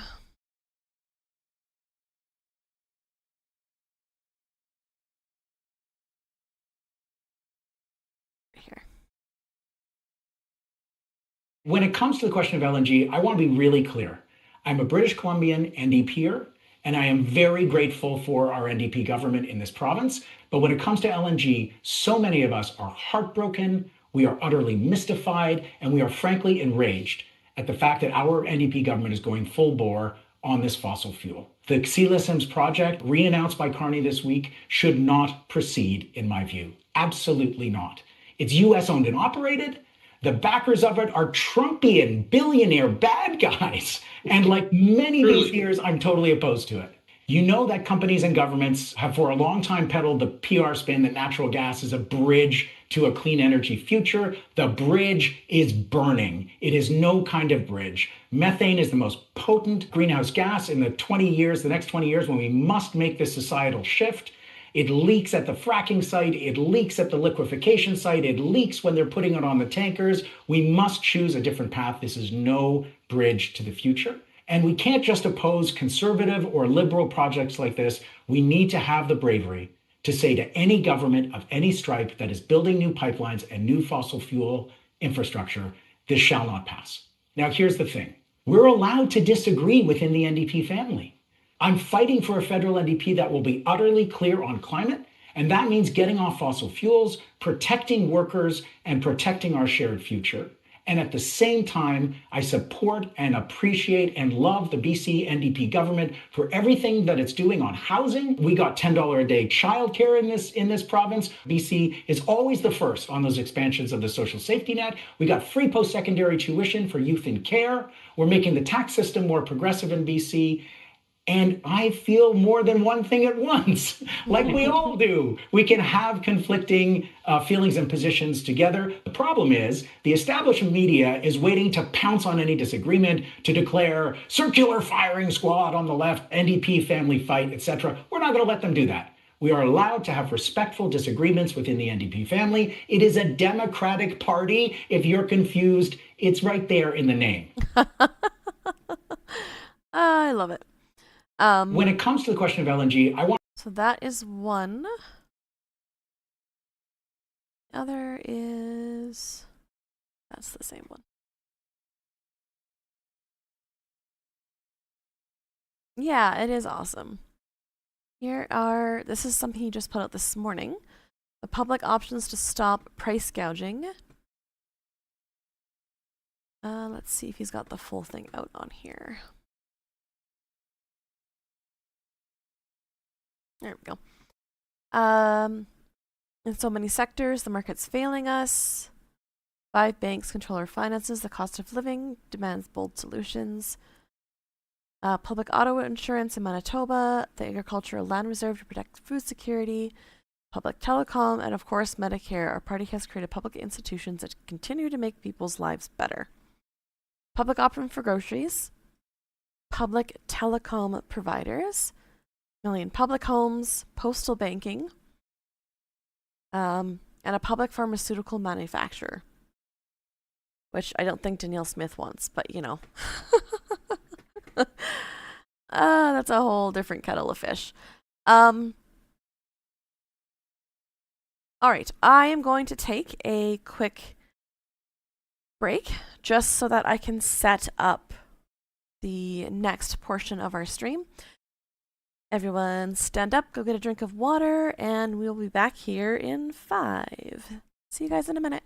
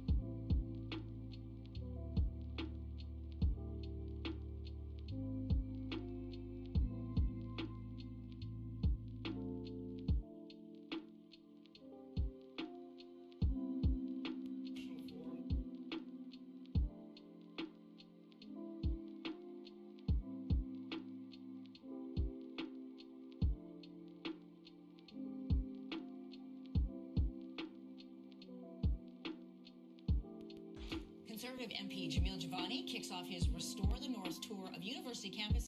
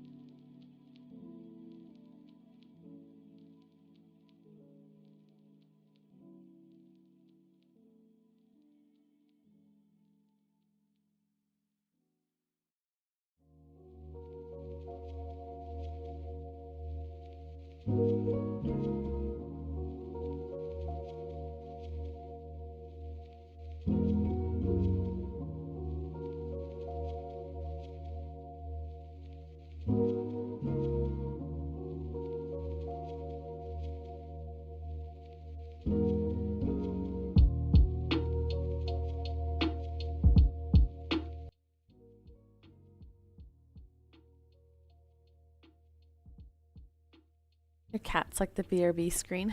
That's awesome. All right, there are a couple of things that I want to cover as far as our federal MPs and some of the things that are happening there. One of those being that there is currently a tour happening with Jamil Jivani, and here are some of the things that are happening on this tour. Conservative MP Jamil Jivani kicks off his Restore the North tour of university campuses today. We're going to talk about the future of our country and how we restore the promise of Canada. All perspectives are welcome, and I hope to see you there. The tour will begin with stops at the University of Guelph and Redeemer University in Ancaster. On Friday, Jivani will hold events at the University of Toronto, Mississauga, and Toronto Metropolitan University. And we invited Mr. Jivani on our show to share about this tour. Our request was denied. For more on the tour... Our request was denied. I don't know if this reminds you of anybody who went around a country talking to university students. What it might involve. We're joined in studio this morning by Harrison Lohman. He's the managing editor of The Hub. Hey, great to have you here on your morning. Thanks so much for having me, Emery. I should also note that we did email Mr. Giovanni's office to ask about some of the details, the format of the event and whatnot. We did not get a reply. But you interviewed Mr. Giovanni on the Hub podcast about the Restore the North tour. What's your sense of what these events will involve, what the topics will be? Sure. So I'm in no way a spokesperson for Jamil Jivani. I do know him pretty well, and I had the pleasure of interviewing him about this. I think it's interesting, right? Like, I think if you speak to the average Canadian and you give them the stats. Sure is, Onu. I know many people who have gone to Redeemer. 70% plus of opioid deaths involve men. 70 plus folks going into homeless shelters around this studio are men. 16%, over 16% unemployment rate for young men these days, that we've reached a crisis point. I think Jamil, I'm going to give him the benefit of the doubt, is looking to react to that. Obviously, there are political opportunities that come with this as well. And we've seen a surge of young men be interested in conservative parties across the world. So there's that element in addition. Giovanni is calling for a national conversation, as you outlined, about the crisis that young men are facing. The Restore the North tour comes as a growing number of men, as you have cited, are shifting to the right politically. So according to polling from Abacus data, 41% of men between the ages of 18 to 30 say they would support or have supported the federal Conservatives. That's a 14% jump from the 27% of young men who backed the party back in 2021. What are some of the issues that are driving this shift that Giovanni is talking about? So what's weird, A national conversation on freeing the Zin. Yeah. Is I think in some ways in 2025, to be conservative on campus is to be countercultural. And Everyone take a deep breath, because this is where it starts to get... in the old days, we'd have hippies, going around the quad, maybe attending, counterculture events. Now it's conservatives. I think that a lot of them will be he'll be addressing the fact that a lot of young men feel aimless, like people aren't speaking for them. Caitlin Moran's a feminist. She spoke to a few young men in her daughter's class years ago, young boys, and the overwhelming sentiment was, we are told that we do the bad things, that there's no one sort of standing up for us, telling us that, you have a future, that you should be happy to be young men. I say this as well. This will be to the benefit of young women as well. These are two tracks, feminism and supporting young men next to each other, sort of on the highway. It's not like one or the other. You can do two simultaneously. I know that they'll be outlining the crisis that he will lay out that young men are facing. What are they offering in terms of solutions? Did he say that at all to you? So the big thing, and I feel like I'm a part of this as well. I've been involved in the scouting movement for about 30 years now. I'm a scout leader. Both young girls and young boys are welcome. It's about mentorship. It's about getting people involved in the community so that they feel like they're actually part of something, so they don't direct that alienation and anger into down bad paths. Right? We see what young men do when their hands are idle and they're mad. They join gangs. Okay, so he was just complaining that young men are saying that there's no place for me and that I've been told that I do the bad things. And then immediately he goes, when their hands are idle, they join gangs. So who's telling young men that they're terrible people? They become incels. There's the incels.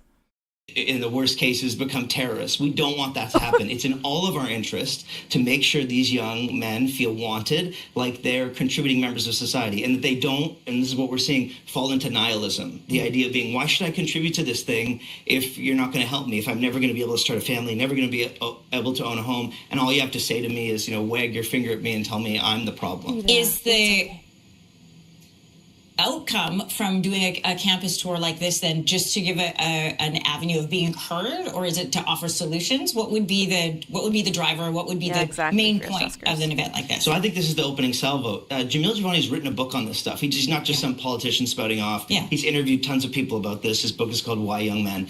And then I think from that, you then have further discussions about mentorship, of getting kids involved in different groups. At least now, the folks that attend this say, okay, someone's listening. So this is sort of the opening act, I would say. There's been some parallels drawn because it is a campus tour to the Prove Me Wrong tour that was held by the late Charlie Kirk that invites college students to come to have a debate of differing opinions.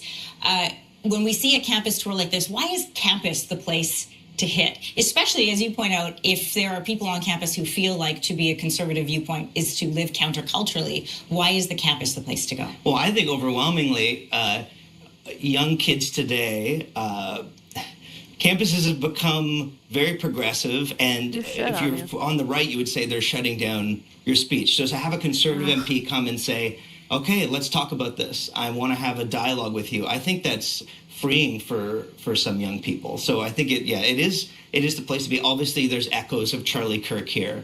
So I think the Conservative Party sees opportunity when it comes to coming to this. I think you're going to get, obviously, some counter-protests where people are angry, but you're also going to get people who are curious. Yeah, I was disappointed when Mr. Giovanni turned down our opportunity for an interview. I was curious to know what he was going to say, how he was going to do it, and what it would look like. But we're thrilled to have you here, Harrison. Well, thank you you so much for having me.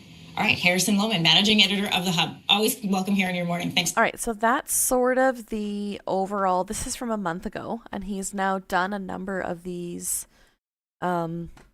tours. And what's happening, that's the positive news, is now he's holding speeches about ending liberal racism by speaking truthfully and bluntly about what it is. Tuesday night on the 8th floor of a building, Conservative MPs stood before a crowd to denounce liberal racism, which is a thing. So here are sort of two of the speeches from. I'm not going to listen to the whole thing because, you know. Thank you for. So what did you just watch? That was an interview of someone who talked to Jamil Javani about this campus tour thing that he's starting. And I don't know, Anu, but it kind of feels like it. And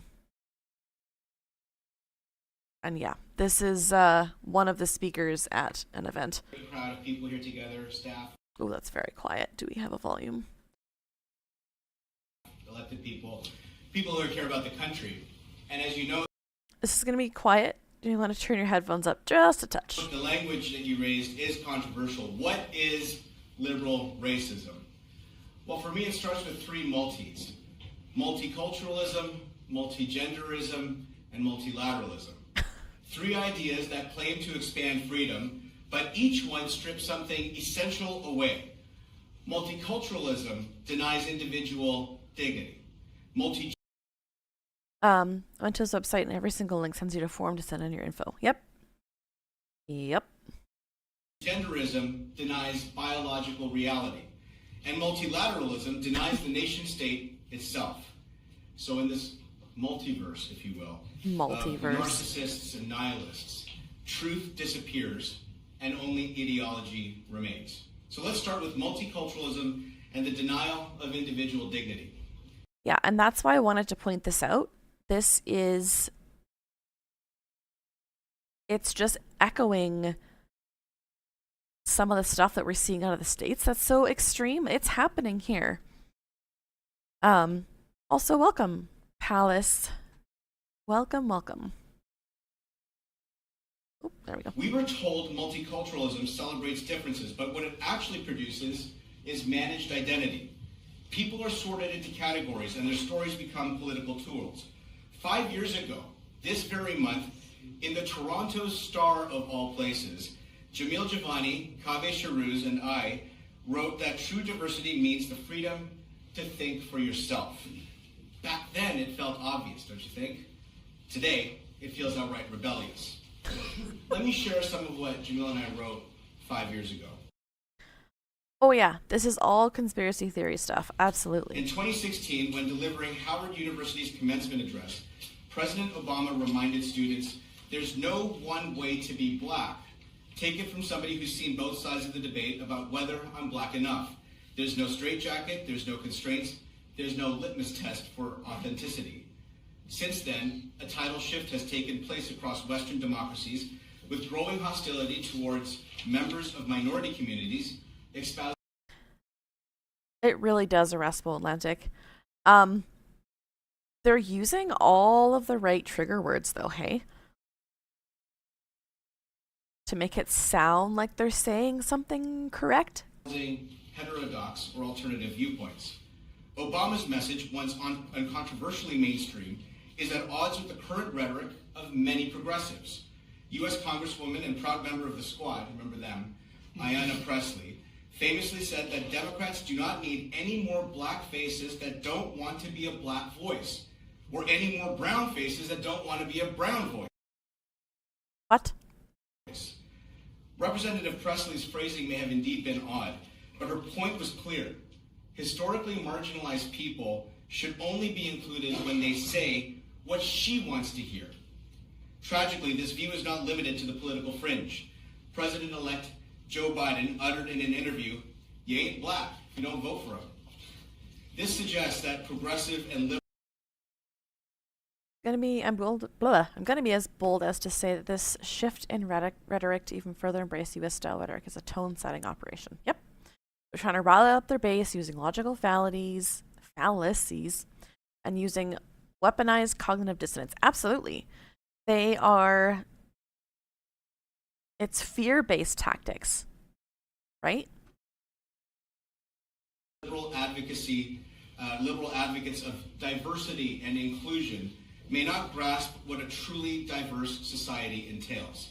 If people of color were fully represented, they'd also join non-progressive groups, teaching varied theories in universities. So you can only be a minority group What did he say? If people of color were fairly represented, they'd also join non-progressive groups? Why? Non-progressive groups, teaching varied theories in universities, donating to diverse charities, consuming different media, and voting for all kinds of parties. That's a true mark of a thriving democracy, don't you think? Yet, far too many supposed champions of diversity and inclusion insist that people of color are only welcome if we become caricatures of what progressives and liberals think of us. Their aspiration, and this is a term Jamil contributed specifically then, their aspiration is racially subversive, and then I contributed, a borderless world of multicolored progressives and liberals worshiping at the high altar. I know, Anu, right? Like what? This whole thing is just, it's the beginning, it's not the beginning, but it's a continuation of something that already exists. Like it's just, and that's why I wanted to point this out, because I took a look at some of the stuff that Jamil Jivani was saying on his tours, and then this also came up. And it's a whole lot of scary, y'all. Of ideological orthodoxy under a hierarchy of grievances they cannot prioritize. Hey, Kappa Appa, this isn't even the Jordan Peterson stuff yet. Oh, they are straight up lying. Absolutely they are, Arya. Years ago. Today, pluralism has become a guise for normative moral relativism. Moral relativism. Multiculturalism now normalizes even terrorism. I'm sorry, what? I know, some of his sentences aren't making a whole lot of sense. But multiculturalism has nothing to do with terrorism. Oh, it's coming, Palace, you're right. Where liberal racism masquerades as empathy for horrific violence. Deep breaths, everybody. He is getting there, you're correct. Let me turn now to the next grievance that their proponents cannot prioritize. Multigender. I would like to state that everything he is about to say is a lie and is wrong. Period. Everything he has says it as well, but this especially. And the denial of reality. The same pattern is applied to gender. In 2016, the New York City Commission on Human Rights recommended 31 genders, 31 categories treated as fact. Women today are told that their womanhood is just a feeling, and their sports, privacy, and safety are treated as somehow negotiable. When women object, they are shamed. This is not progress. It undermines women's achievements and replaces biology with political fashion. Women deserve better than an ideology that cannot define the word woman. There it is. There is the Charlie Kirk conservative movement question that they think that they can get people stuck on is, what is a woman? Right? That question we have heard so many times, and here it is. And men, young men, for a generation now have been told to atone for the trespasses of their forefathers. Nope, they have been told to atone for the trespasses that they are committing. For a generation, young men have been emasculated of their heroes, of strong male mentors like William Wilberforce, who championed universal suffrage, or those who fought fascism at Vimy Ridge. They've been told that their gender is the oppressor, that their lives are to be dedicated to atonement for sins they did not commit. That's not true. Their labor is not important. Their status is not as equal, but as subservient. The writing was on the wall in the 2006 book that Harvard Professor Harvey Mansfield wrote called Manliness. He argued that manliness is an unchanging, natural human quality characterized by assertiveness and the willingness to take risks, which modern society has problematically tried to suppress or even ignore. Yeah, Three he is all of takeaways them. from the book. First, manliness is an enduring, essential quality, not a social construct. Mansfield argues that the modern gender-neutral society perspective that manliness is merely a transient So this is only the person that's working for Jamil Jivani. Social construct. He describes an essence to manliness that while its social expression changes across cultures and history, from Achilles to the cowboy, that remains an indelible part of human nature. He believes that society cannot simply do away with it. Louder from the back, Gavin. And ignoring it leads to problems. Oh, probably, Ninja. Second takeaway. The manly man involves taking The manly responsibility man. and asserting authority. And it can manifest in two ways. A contempt for those who are dependent, or a noble protective instinct toward family, community, or country. So if you were a true man, you have a protective instinct towards your country. Okay. This protective responsibility is core, driving individuals to step up and provide leadership or defend principles when Others being anyone who's not a male. might hesitate. And third, the third takeaway, modern society suffers from, quote, unemployed manliness. Mansfield suggests that rational control and gender-neutral ideologies tend to discount the value of manliness, leading to its unemployed state. Suppressed Or you are being a giant asshole and you're not allowed to remain in a workspace being a giant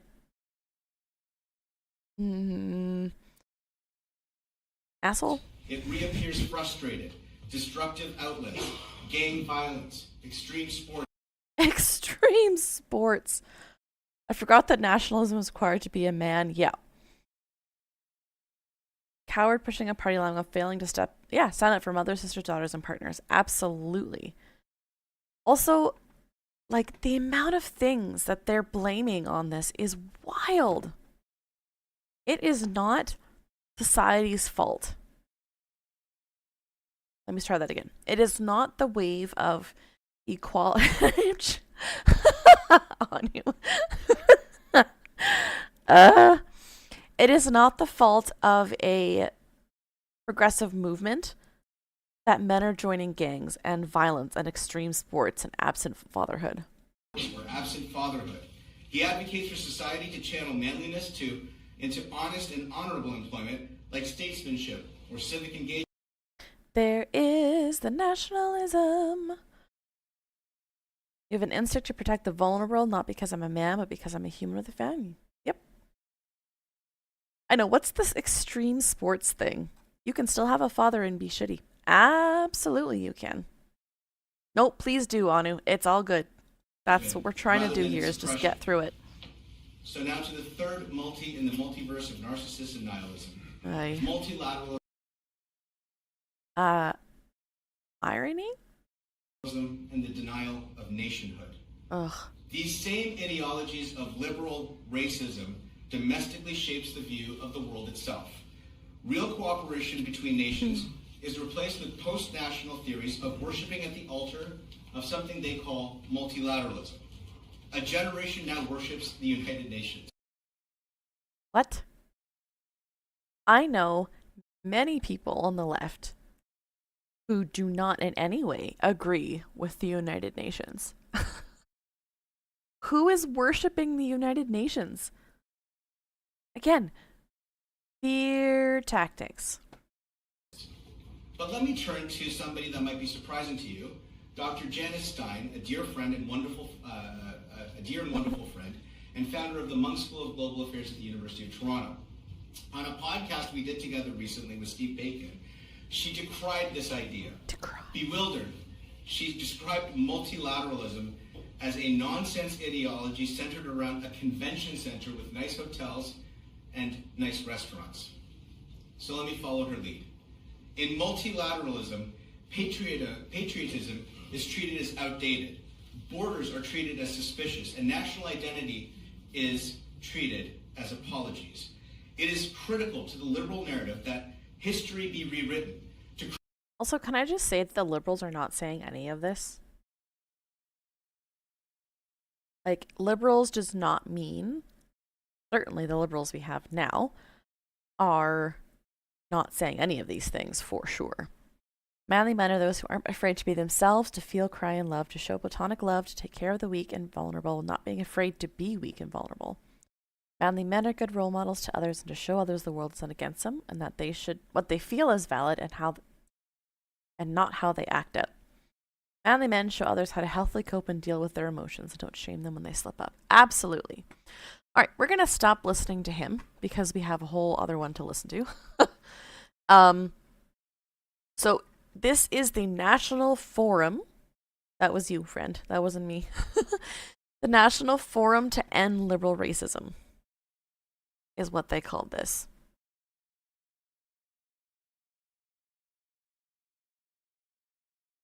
To end liberal racism. Okay, everyone turn your headphones down. Turn your headphones down, because it's going to be louder. My dad was not a great dad, but he did his best to teach me valuable things and stands by mom even when he got sucked down the right-wing pipeline. Unconditionally supportive Vapor is part of her family because he understands her worth as a human. He's a fisherman, hunter, and millwright mechanic. He's much more than this weak-willed corporate lackey will ever be, even with his significant flaws. Absolutely. I know, Plain Power, it's amazing. Here, we're going to listen to some of this until we can't take it anymore. So, Aria it is. They are speaking to a large group of people. Oy, I forgot to turn my headphones down. Turn your headphones down. We appreciate you being here. We got people from all over the country here with us today, and thank you for making time out of your busy schedules for a very important cause. I also would like to note that, well, first off, my name is Jamil Giovanni. I'm the Member of Parliament for Bowmanville, Oshawa North. I have the pleasure of being your host this evening. We have a series of fantastic presentations for you, but I first want to just start off by also noting the political diversity here in the room. Yeah. Of course, as we expected, we have a great representation from the Conservative caucus and Conservative staffers, so thank you for coming. Appreciate you very much. And I'm going to ask all the Conservatives in the room to join me in a big round of applause for the Liberal staffers who showed up here today. We thank you very much.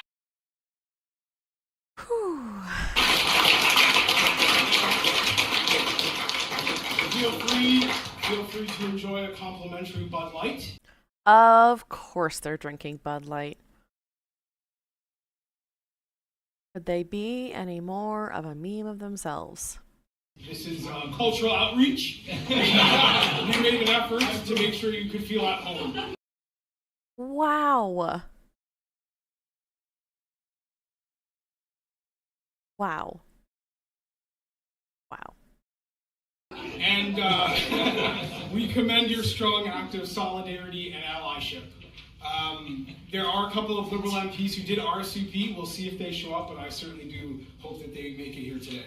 So before we get to our presentations, I do want to just kind of give some opening remarks and explain as best as I can sort of where I'm coming from. If you think that politicians are doing anything sober, yeah, they're not. In wanting to start this important conversation. For all throughout Canadian history, there have been numerous efforts made by the great people of this nation to hold their government accountable. And often that has taken form of demanding the government treat all citizens fairly. Yeah, they really do, Fierce Tuskers. Today, we are confronting a modern version of a very familiar problem. And you get them, Kita. It is a reality that today, with the federal government we have, that not all citizens are treated fairly or equally in. I can see some of the Liberals sending some of their staffers in to figure out what the heck's going on here. But no, I have no idea. Public policy. I want to tell you a bit about why that matters so much to me in particular, and I'm going to make it a bit of a Did you get the bad guys, Kita? Come here. I am, of course, a proud Canadian, and I am from a family of mixed racial and cultural backgrounds. You speak? Like many other What do you people say? across our great country. Kita. And the reality is that under the current government, members of my own family are not treated the same. People are coming and going. Hey, stressing you out. You're okay. The old ladies are allowed to walk. The members of my own family would be treated differently. And it feels as though liberal elites expect people like me and many others across our country to accept that and take it as normal, when it is not normal and it is also unacceptable. And I want to explain what I mean by that. My father came to this country from Kenya, my grandfather from Scotland. And based on their heritage, they could have two very different experiences with our federal government today. Again, deep breaths. We come from African and European heritage. And one half of my family today would be treated by the current government with open condescension. Thrust upon them the bigotry of low expectations, that based on their heritage, they are less capable of competing for opportunities in this country. Their skills and talents marked with a stamp of inferiority by government policy that suggests that they are unable to attain and be successful on their own merits, but rather they are treated like charity cases under this government. The federal government has normally... Hey there, Al. This is Jamil Giovanni speaking at a conference that he has dubbed the National Forum to End Liberal Racism.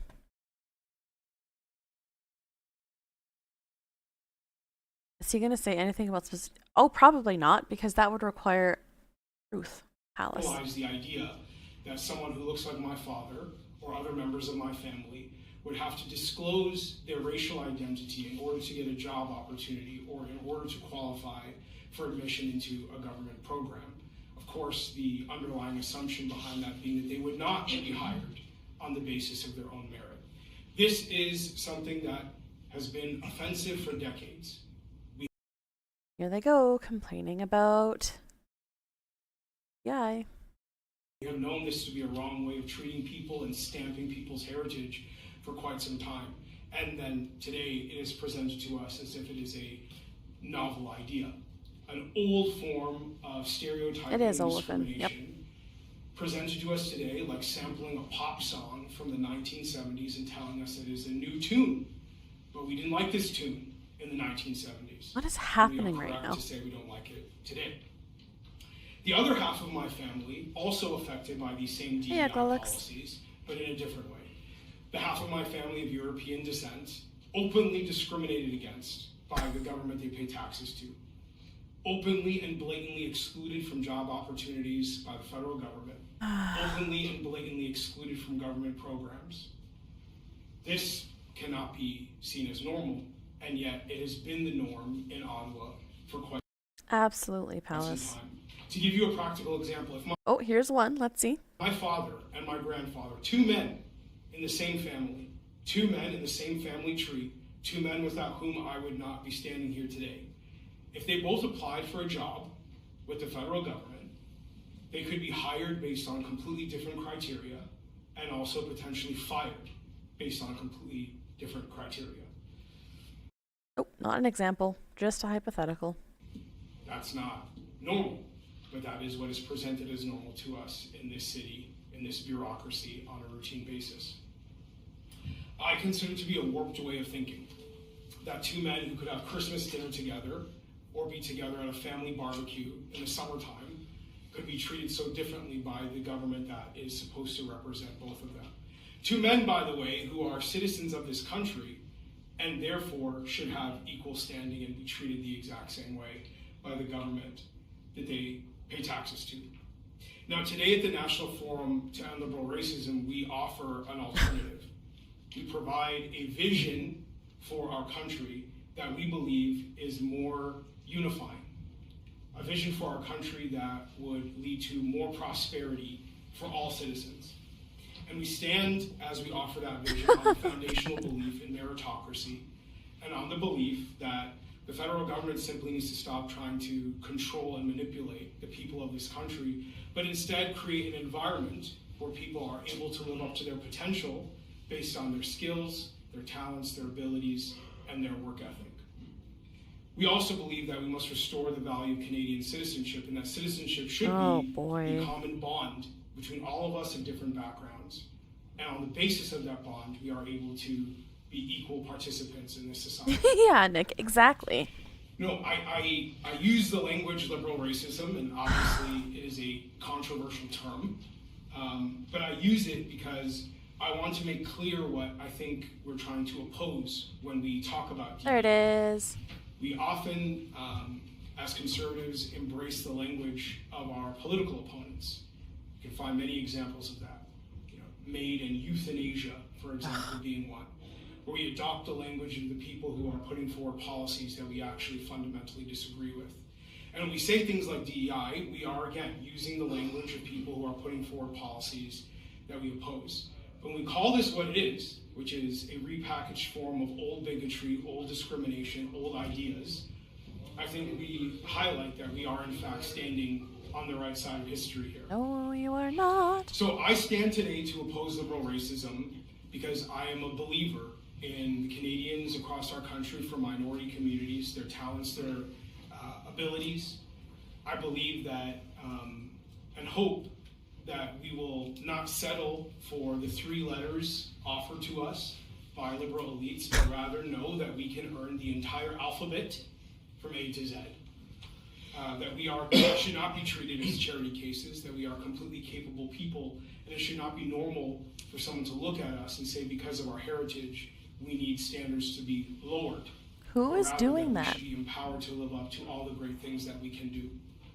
I also stand here in opposition to liberal racism because I completely reject the twisted narrative of Canadian history that liberal elites use to justify the discrimination against Canadians of European descent and their children. Your heritage in this country should never be used as a weapon against you. Nobody's. And I think we should stand. Making up scenarios in situations. The way this person speaks sounds like me sitting in the shower going, they're out to get me. I don't know how, but they are absolutely. Aria. Wild Singer, she's so vague. I know. I don't know if he's, is he saying that the Europeans are treated poorly or that the Africans are being treated poorly? Like, I don't know. It is my belief that we can restore the value of Canadian citizenship as our common bond between all of us.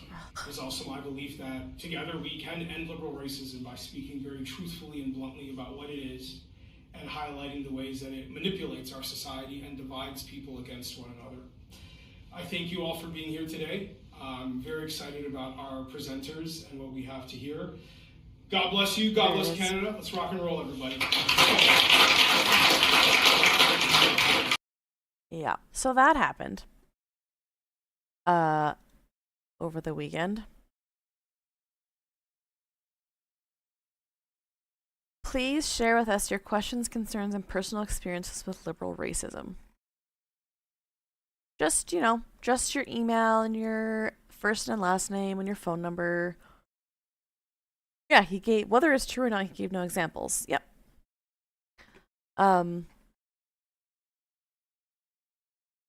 Yeah, on November 18th, he'll hold the National Forum to End Liberal Racism. So again, this happened like almost a week ago. Just wild. So yeah, there's liberal racism comments. He's still doing his Restore the North tour. I invoke Henry Cavill's Geralt. Fuck. Yeah. You can get your Restore the North hat. Restore the North hat. Here. I grew up at a time in this country. Now, I'm not that old. I'm old compared to many of you in this room, but I'm 38 years old. I grew up at a time where we thought it was virtuous and good for the government to treat all people equally and fairly. And we have gone very, very far from that in recent years. It is mainstream government policy now to offer people jobs and government programs based on what they look like or where they come from. And I just fundamentally think that's wrong. Our history in this country is full of people who fought very hard to be treated the same as everybody else, so that all citizens in this country would be treated equally. DEI has become the most recent way to virtue signal a form of, frankly, racism that is now being passed through every major corporation, every federal... Another deep breath. I just keep doing it so that I just start spewing all of the anger in my regulated brain. industry, and of course the federal government itself. I call this liberal racism because it is a form of racism that is dressed up to look more palatable to people. But if you go... DEI is racist towards white people. Plain power, that's what he's claiming. back and you search in your hearts and you look at what you believe is fundamentally right, I think you will agree with me that it is good and just for people to be treated the same on the basis of their citizenship, that they would all be treated equally, and that is not the country we have right now. Yeah.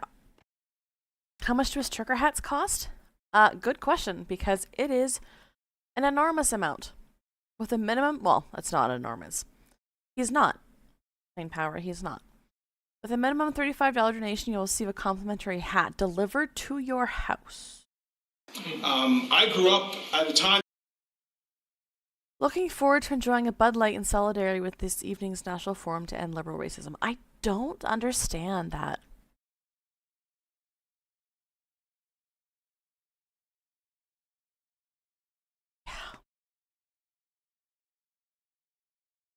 Oh, I can't until I sign into X, which I will not do.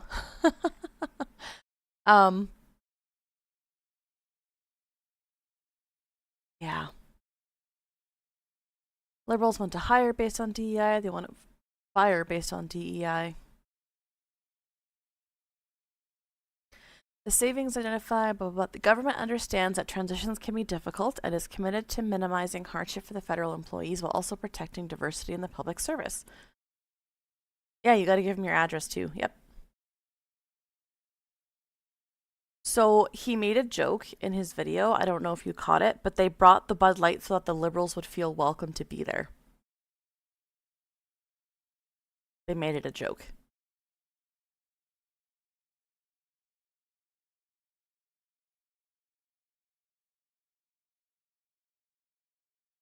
Mike doesn't come with that base. Fair. Oh man, Don Cherry is aged in the last little while. Yeah, again, he's stopping at all the Christian colleges.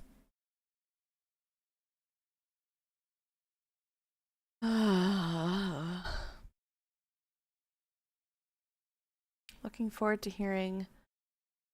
I think this is all in French, and I wish that I knew it all, but I don't.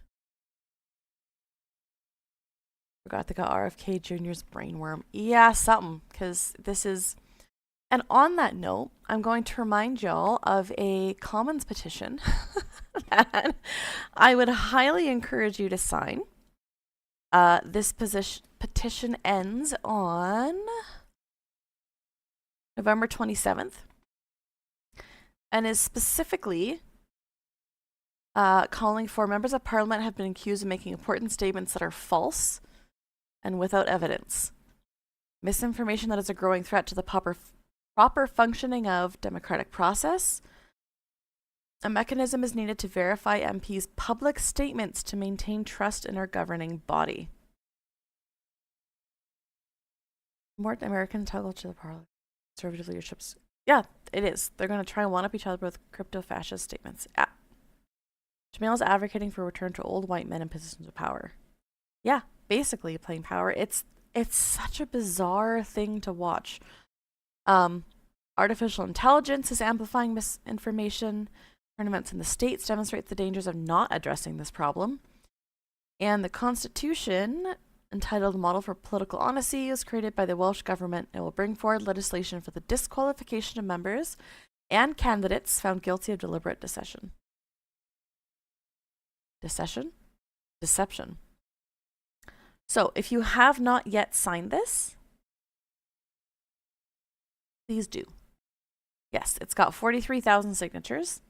So it's going to go into parliamentary review. But yeah, the more signatures, obviously, the better. To call for more honesty in our politics, which, you know, should be a common sense thing. Common sense. Yeah, it's a bigger crime to accuse someone of lying in the House of Commons than it is to lie in the House of Commons. Yep, accurate. I'm going to cover... Oh, wrong tab. Hold on.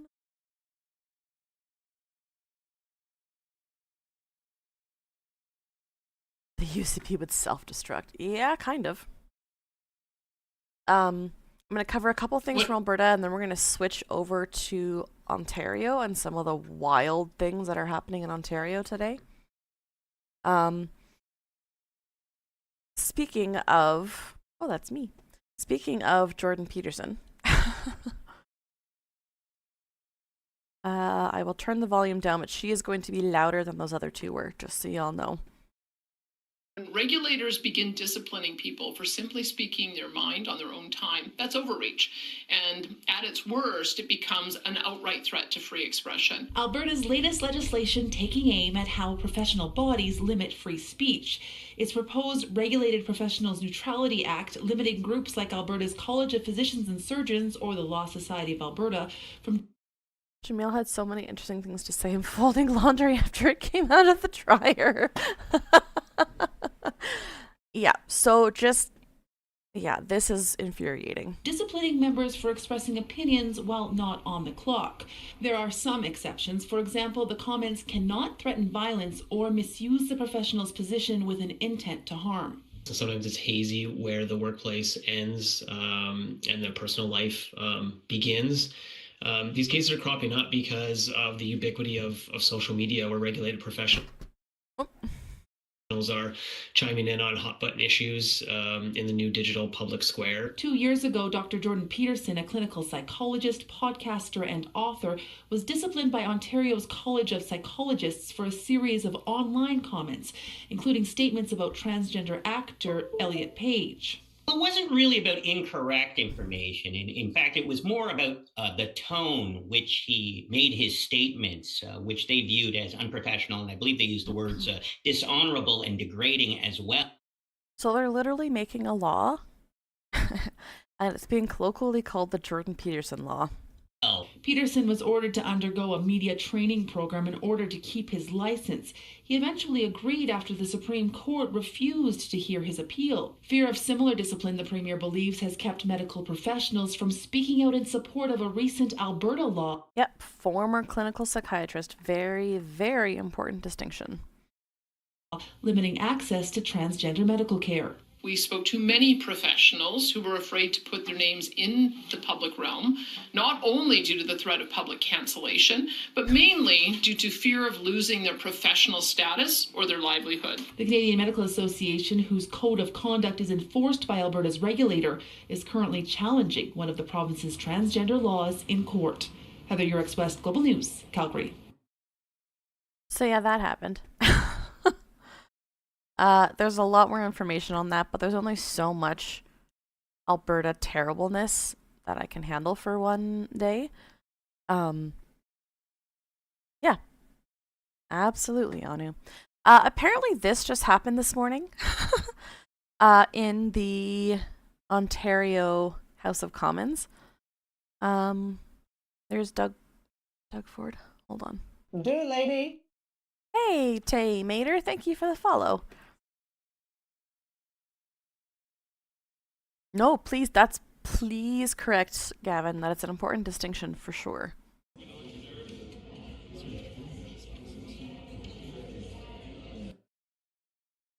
Can't really hear.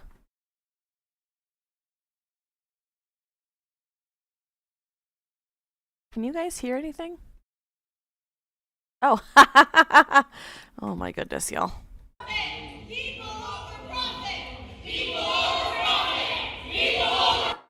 Would help if I turn the volume on. I am a professional.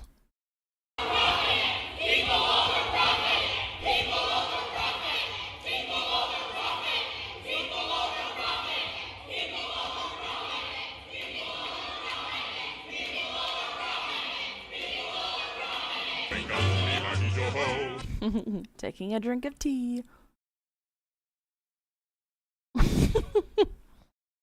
May is just like us. Oof. Psychiatry is already the ability to keep their members professional and sane. Eroding, sorry. Professional associations' ability to keep their members in line is concerning. Absolutely. So, here we go.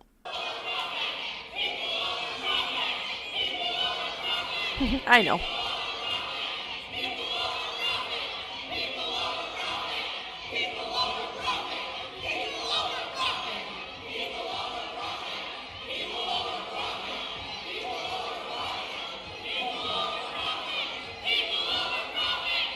I love how long they're able to go because security can't keep up with all of them.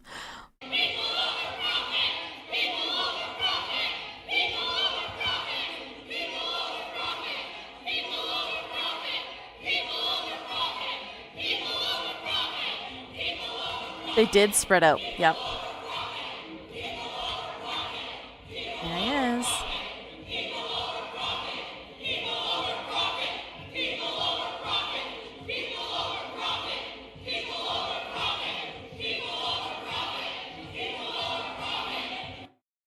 Some of the securities aren't going to be paid all that well. Some might rent. They might get a slow roll moving out these people from the spectator gallery.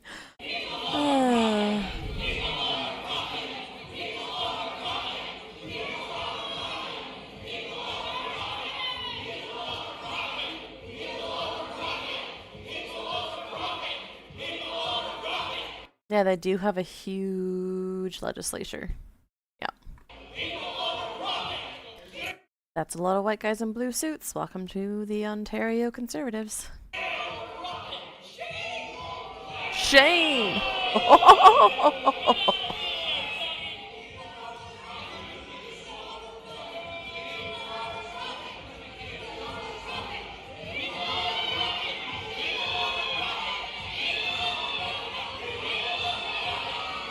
Do you have more? Good for him. I figured we need a little bit of hope in between the two stories. So thank you, Olafin, for sending this.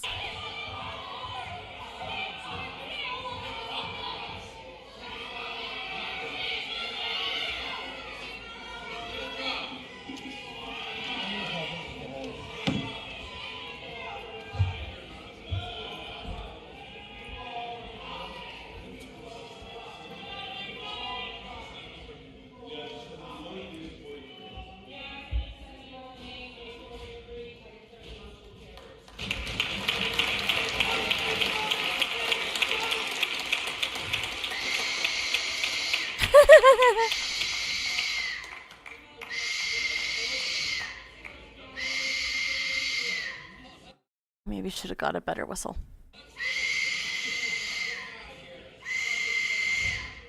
Yes. Woo! Yeah, absolutely I can.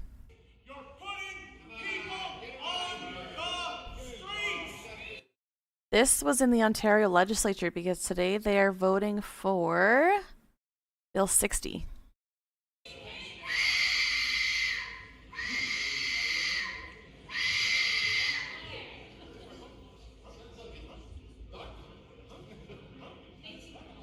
What?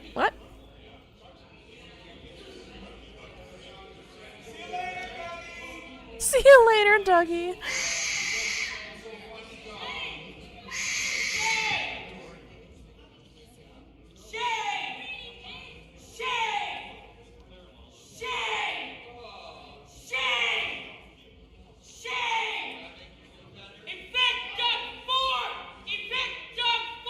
Whoa. They did so well because not only did they spread out, but they also like did it in waves.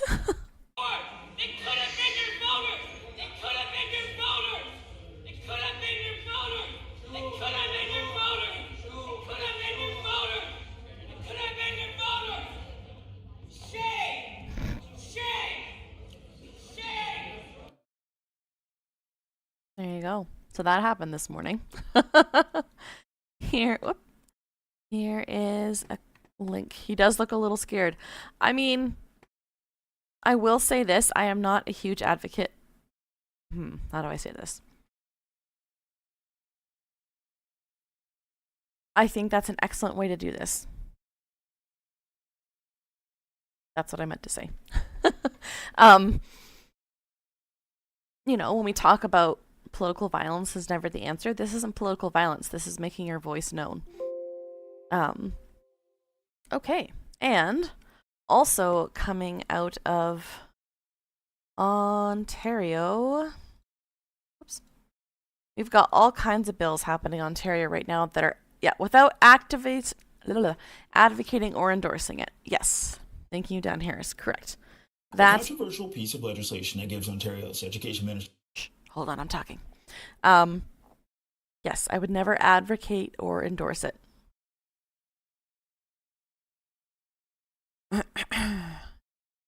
This is one of the other bills that's happening in Ontario right now. For more power to take control of the province's school boards. It was approved at Queen's Park today. For the very latest, let's go live to CP24's Beatrice Vaisman. Beatrice. Bakari, the vote for Bill 33 passed 74-40, so it'll now go into royal assent to be written into law, but it is a controversial bill. As you mentioned, we're now live outside of Queen's Park, where there's a demonstration that's now underway. Let's quickly just give our viewers a live look. There are hundreds of education union members, education workers who are here. Certainly they oppose Bill 33, and we're going to find out why. I just met Ed Arvelin here. He's an OPSU regional vice president. Tell me, Ed, what do you oppose about Bill 33? Why are you here today? It's taking away the trustees' power to access CES and see what they're doing and making backroom deals. So when we have trustees in there, their accountability, right? So when they come and take that power away from us, they take away democracy. So there was a reason why they did that. And we've heard from school systems that as soon as those trustees were taken away, deals have started happening with. So Aria, this is the protest outside of with partners that protesting against Bill 33. We're going to talk about Bill 33 in just a second. I just wanted to start with the positive side of it. Went in there, and you know what? We're standing against it. So we stand with education workers. We're standing with all of Labour today. We're down with the Ontario Federation of Labour. And we're coming up here with the NEP and anybody else that opposes these bills and the kingdom that Doug Ford is trying to create. The education minister says he's doing this because there are boards across the province that are in shambles. He pointed to one up in Parry Sound where he says kids are essentially learning in a half demolished high school. So why not step in? Is it better to leave kids in that position? What do you say to that, Ed? It's easy to say cliches. Show us. Show us the stats. Show us the numbers. Give us the proof, because you know what? It's easy to find a podium and shout out cliches and things are happening. I haven't seen it. Talk to any one of our education frontline workers. The system doesn't need help. It needs funding. It needs proper supports, and it needs to have that first before before anything else. So our education workers, we're standing united with everybody. So if Ford wants to spout stuff off, come talk to us. Come to talk to the frontline workers, from all unions, and they'll tell you exactly what's needed with the system, right? Not the politicians on behind desks or podiums. Yeah, we heard Yeah, absolutely. There's a lot of different union flags here. from opposition leaders that they believe this is all the premier and the education minister's fault, that they're not funding properly education, and that maybe if they were, we wouldn't be kind of in this situation where, as the minister says, some of these boards have gone off the rails. But what about the trustees and some of these school boards that have spent thousands of dollars, trips to Italy, art, a hotel room to watch the Blue Jays that costs thousands of dollars? How do you square that, Ed? Accountability. If there's mechanisms that are happening, there's things that are happening, the accountability, and do it through policy, do it through those tables where you can make the change. So it's accountable, it's transparent, and things are being done, right? And if people need to be accountable, make them accountable. But you know what? Having those systems in place, and not just the yes people, those trustees will then make it accountable, and the board will be responsible, and then they're responsible every 2 year or whatever term they have to get reelected, right? So. All right, so just as some information on what exactly Bill 33 is. The government. Okay, there's that, and we'll watch the. Oops.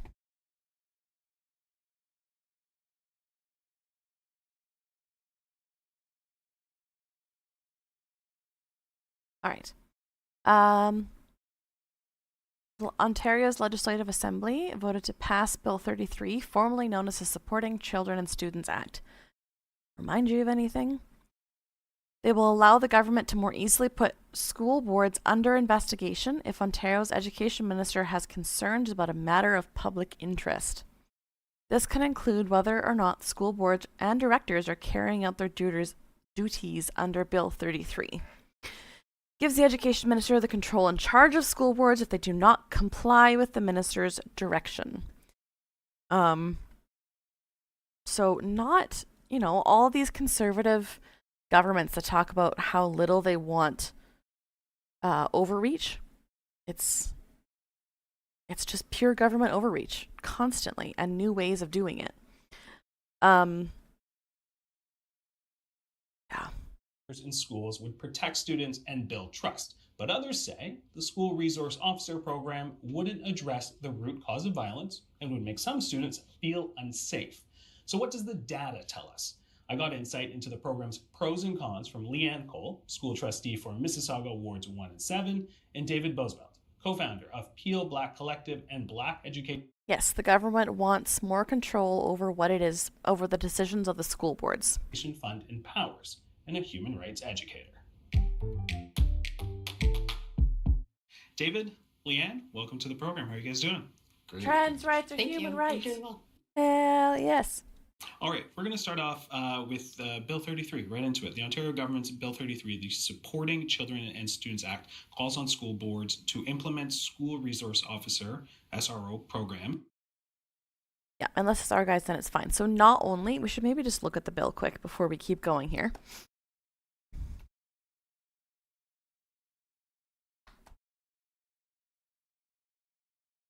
All right. Children's Aid Societies and licensees. Blah, blah, blah, blah, blah. Where'd it go?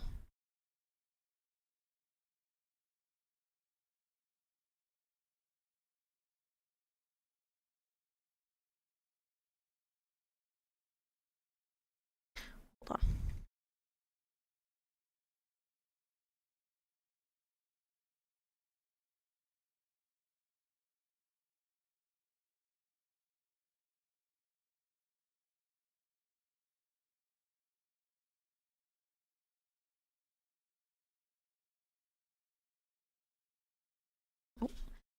Hubby's home.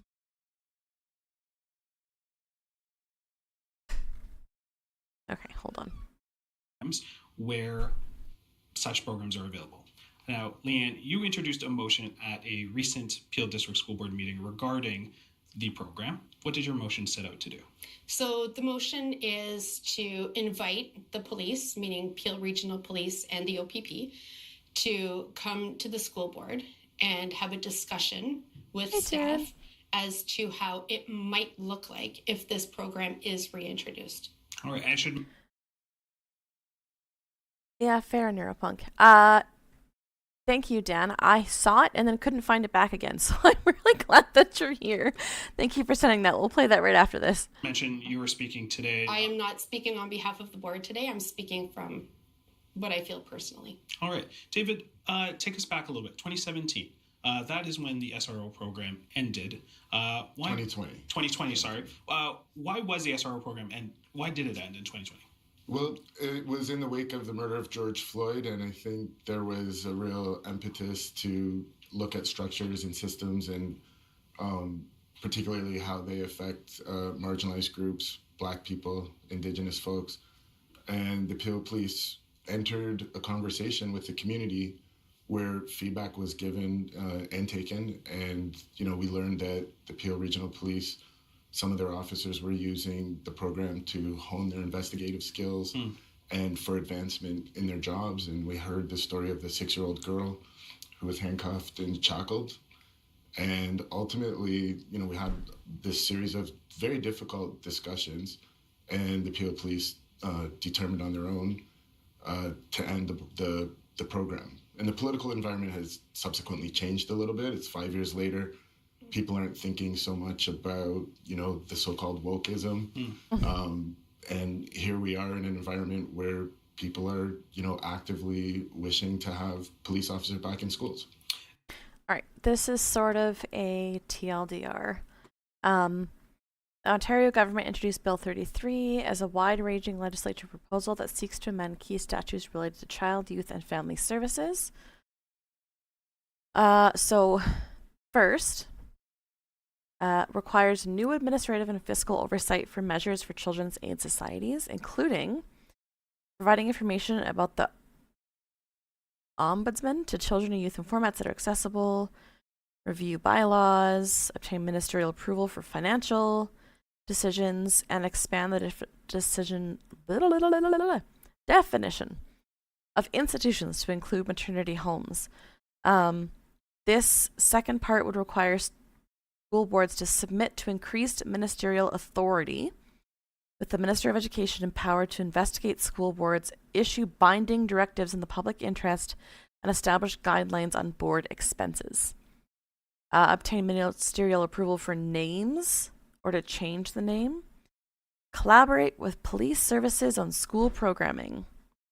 And implement internal audits conducted by the ministry to enhance financial accountability. Same sort of idea for the university. So that's sort of the two pieces of this. In terms of the program's length, how long did it actually last for before all of that feedback? I don't know specifically how long it was there, but it was there long enough to create significant harm. All right. I should mention that we did reach out for a statement from the Ministry of Education. We did not hear back in time for the taping. Leanne, help us understand how the SRO program is supposed to work. I really can't speak to how it was supposed to work before I was a trustee, but from what I know, they were supposed to be there as a support for students, to build relationships with students. They weren't there specifically to get students in trouble or to arrest them or anything like that. It was mainly just to create a relationship with students and in a supportive way. So help us understand. So from a day-to-day, what would that look like with a police officer in the classroom? What would it look like without them? With them. And I don't necessarily know if they were in the classrooms. Mm-hmm. I think they could have been anywhere on school property. But, this is why I'm bringing this motion forward now, is to see what that might look like going forward, because we do recognize that it wasn't perfect. There were mistakes.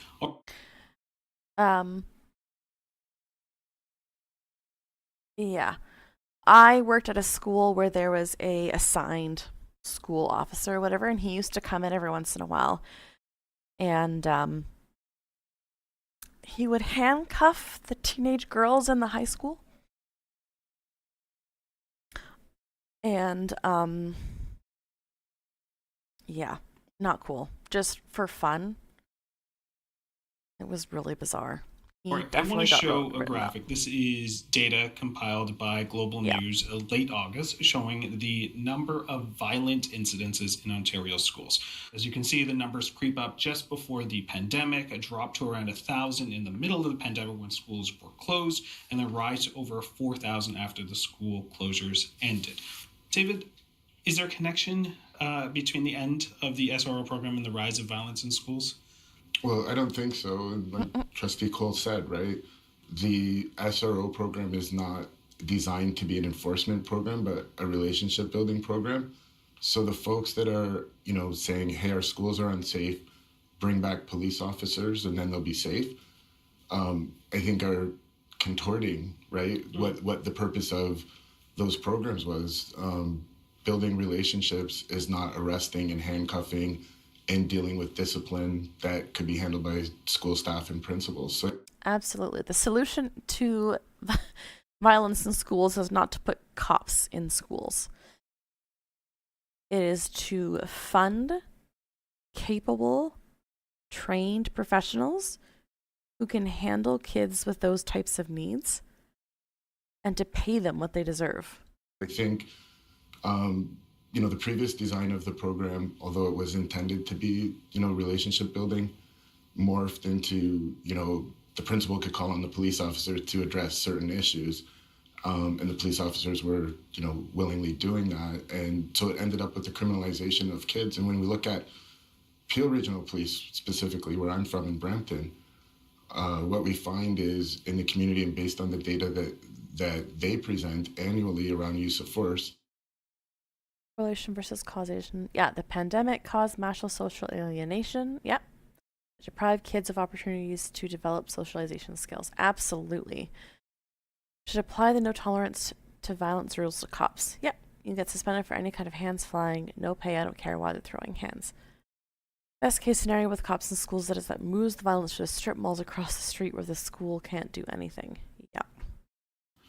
Black people represent 10% of the community, but 30% of the use of force incidents. So if you were to introduce police officers in schools, I don't think it's a difficult assumption to assume that if the schools had 10% Black student population, that they could be receiving 30% of negative police interactions in whatever form those existed. And so I think, also Trustee Cole makes a good point that there needs to be supports in schools. And the question is, what are those supports? More guidance counselors, perhaps smaller class sizes, child and youth workers, social workers, mental health professionals, which are trained professionals to deal with children, right? And police are, trained professionals to deal with crime.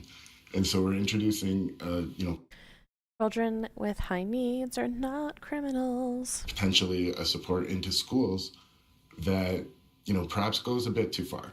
I want to get your take on that. David makes I completely agree. And I think, and I'm hoping this is, if my motion is passed by other trustees, that when we do have those discussions with the police and the board, I'm hoping their report can bring back, what are we going to do different next time? How are we going to make sure that we're available for kids, and not only the kids, but the staff, so that they feel a sense of safety as well, parents, right? I think it's everybody, and we have to make sure that it's done in a way that, they're not there to arrest or lay charges, because we don't want the kids thinking that they're in trouble and they're walking into, that feeling every day. We want them to feel safe. That's what our whole motto is safe and caring schools. In terms of the graph that we saw there, you mentioned a little bit connection between the end of the program and what we've seen. As someone who's, been around schools and students coming out of the pandemic, things are different. I think we can look at sort of, what those years have done, and anecdotally we can see what students are saying and teachers are saying. But is there a connection between those two? I don't know, and I don't know if we've had enough time to really look at the data. 2020, 2021, 2022 was just a couple of years ago. So, and is it only because she's being questioned, Potato Mage. Pandemic? I think there's a lot of factors here that we have to consider. And I think if we do have the program come back, it has to be somehow measurable so that we can see what the actual issues are and why they're present now. So I really can't speak to that. I think we still need to see what the data shows for 2024 or 2025 and make a determination from there. All right. I want to read the Ontario Human Rights Commission's submission on Bill 33. Let's have a read there. By mandating the implementation of SRO programs, Bill 33 disempowers school boards and prevents them from filling their responsibility to protect the rights of all students under the Ontario Human Rights Code. This is particularly concerning in jurisdictions including Peel and Toronto, where Black students and communities have routinely communicated the systemic harms associated with SRO programs. So pretty much what you had highlighted, David. Does this bill ignore the concerns of racialized communities about systemic discrimination? Well, 100%, right? And it's being rushed through the legislature. These discussions happened. They're ongoing discussions. Once the removal of the SRO program happened, by the way, that was the Peel Police that made that decision. It wasn't the school board. The community members, supported that decision. The Peel Police then went further and partnered with the OHRC on what they call their Human Rights Project. And hey, Josh Punky Oz Wizard. Thanks for the follow. Okay, so that kind of gives you an idea of what Doug Ford is trying to do in Ontario. There are a whole bunch of a whole bunch of troubling bills that are coming out with this particular one. Now we're going to move over to Manitoba. I just have to find the right flip. 27. Okay. A couple of things we're going to watch through here, and then we'll chat about it. But this is not great. Gallery is Stacey Hainsworth, Dr. Kendra Nixon, Bruce Woods, and on behalf of all honorable members, we welcome you here today. Oh, yes, Dan, thank you. Sorry, 1 sec. We'll do that first. Thank you. $100,000 on vacation. Didn't ask it. Hold on. Let's try to start that from the beginning, shall we? We're in a housing crisis.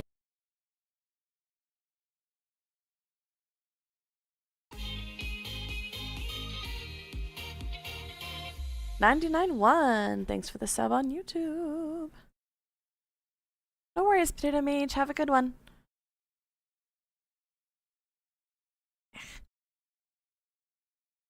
No worries, friend. Take care. Yeah. Why is this not working? No. Spends $200,000 on vacation. I didn't ask a question there. I didn't ask a question there, Minister. I know you don't ask a question on that, Okay, right? well, Because we're you don't here want to discuss. You don't want to ask questions on those issues that really impact classroom education, right? Your government is requiring school boards to post signs, which they have to pay for, praising your government at every school that's getting money to build, to renovate, and also at new school building sites. For the TDSB alone, it cost them $400,000 to post these signs. That's equivalent to hiring 4 more EAs to support students. So why, if you are so concerned about making sure that money go directly to supporting kids, are you requiring school boards to spend money celebrating your government?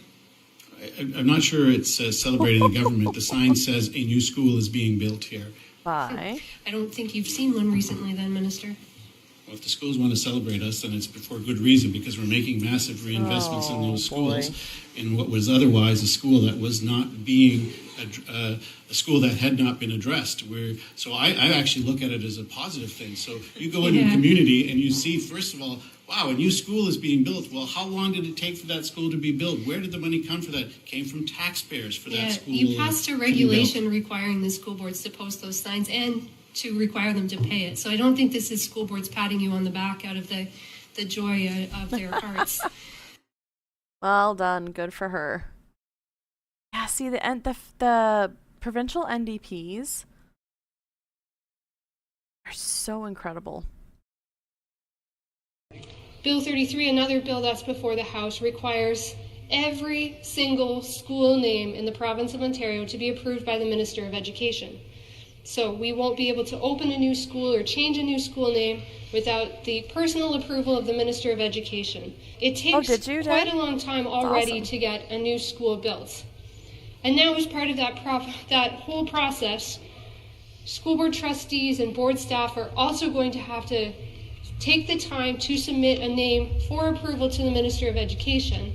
The Minister of Education, who should be worrying about appropriate funding to make sure that our kids have the supports and resources that they need, is apparently instead going to be taking his time to examine the names of schools everywhere in the province of Ontario to decide whether or not they meet his taste. Yikes. Why is that level of bureaucracy necessary, and how is that solving a single problem for our children? How is that saving a single resource, adding a single cent to our classrooms, Speaker? Like, that's the definition of red tape.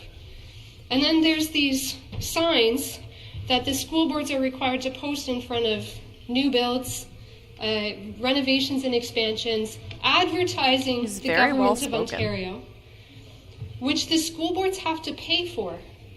So they have to take the funding that is supposedly going to building new schools, to repairing schools, and we desperately need new schools and school repairs because the FAO says that there is a significant shortfall between what the government is committing and what we actually need to repair and build new schools in the order of $11 billion, so that if we don't increase investments, 75% of schools will be below a state of good repair in the next 8 years.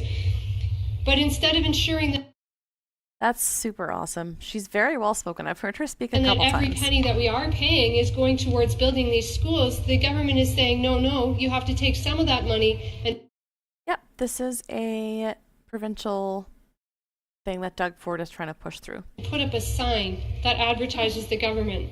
Now tell me that that is not a waste of time and money. Awesome. I've just come from the House, and after racing to take away the rights of parents and students and workers and communities to have a say in our local schools, now the government is attacking the rights of renters. And once again, they don't even care what you... So the protest that we just watched, that was in protest of this Bill 60 that she's talking about. Yeah, phenomenal person. Thank you for sharing that, Dan. Are we ready to watch some more NDP? And greatness? As previously mentioned, in the public gallery is Stacey Hainsworth, Dr. The Honorable. One of your former staffers managed her campaign. Cool. Oral questions. The I Honorable Leader of the Official Opposition. love this man's look. That is phenomenal. Position. Thank you, Honorable Speaker. I'm going to take a different approach today. The Premier does not want to answer any questions on why Manitoba's economy is dead last in Canada, why Manitoba lost 1,300 net jobs in the last 2 months, why grocery prices are at a record high, cost of living, education, property taxes have all gone up. So I'll ask a kinder question, a question of empathy and compassion, a question to which this Premier and the Minister of Health can alone give the answer of hope to. Will the Premier approve the coverage of the life-saving drug for Manitoban-born and raised Jeremy Bray? The Premier, with one word, can give Jeremy and his family hope. Will the Premier say yes today? Okay, so he asks the question. However, what happened before this, which I don't...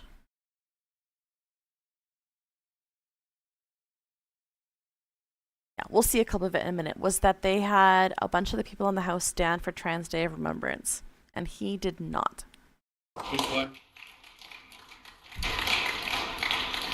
The Honorable First Minister. I want to begin by giving Jeremy a shout out. I know that he's devoted a ton of effort towards his advocacy on this, and the Minister of Health and our government have definitely heard your message. That's why many months ago already, we were in contact with Roche, the pharmaceutical manufacturer, advocating for an arrangement so that you could get the medication that you are requesting. At the same time, we're asking the regulator at the federal level to approve this drug coverage. And this is where the issue becomes complicated because it is not approved. And the federal regulator has communicated with our team about that. But we continue to be on your side, Jeremy, and you have a strong ally in the Minister of Health, who I know is planning to meet with you again soon. And so we'll keep working for your health care the same way that we work for everyone's health care here in Manitoba. The Honourable Leader of the Official Opposition on a supplementary question. Does the Premier simply have no compassion in his heart? He can just say yes. A shout out is not a yes. A for-profit pharmaceutical company said yes. Other provinces are saying yes. Saskatchewan, Alberta, Ontario are all covering this medication of people over the age of 25 like Jeremy. The Premier and the Minister of Health have the power. They have the authority to say yes. I'm simply asking, will the Premier say yes today and cover the cost for Jeremy Bray to live the rest of his life? Thank you. The Honourable First Minister. I'm not sure. Yeah, Jeremy, we've got a ton of compassion, and our heart certainly goes out to you. We admire the amazing effort and courage that you've shown in advocating for your health care. We know that Roche, the drug company in question, has been trying to get this drug approved, but it is not approved in Canada. You will know, Honourable Speaker, that in other instances where we're able to work with the federal regulator to quickly get drugs approved, we have provided coverage. Very recently, there was a This is not the case thing that I wanted to cover, so I'm for just the going to bitter, fast forward a little bit. The Honourable Leader of the Official Opposition on a final supplementary question. So once again, lots of words, no compassion. It's a simple yes.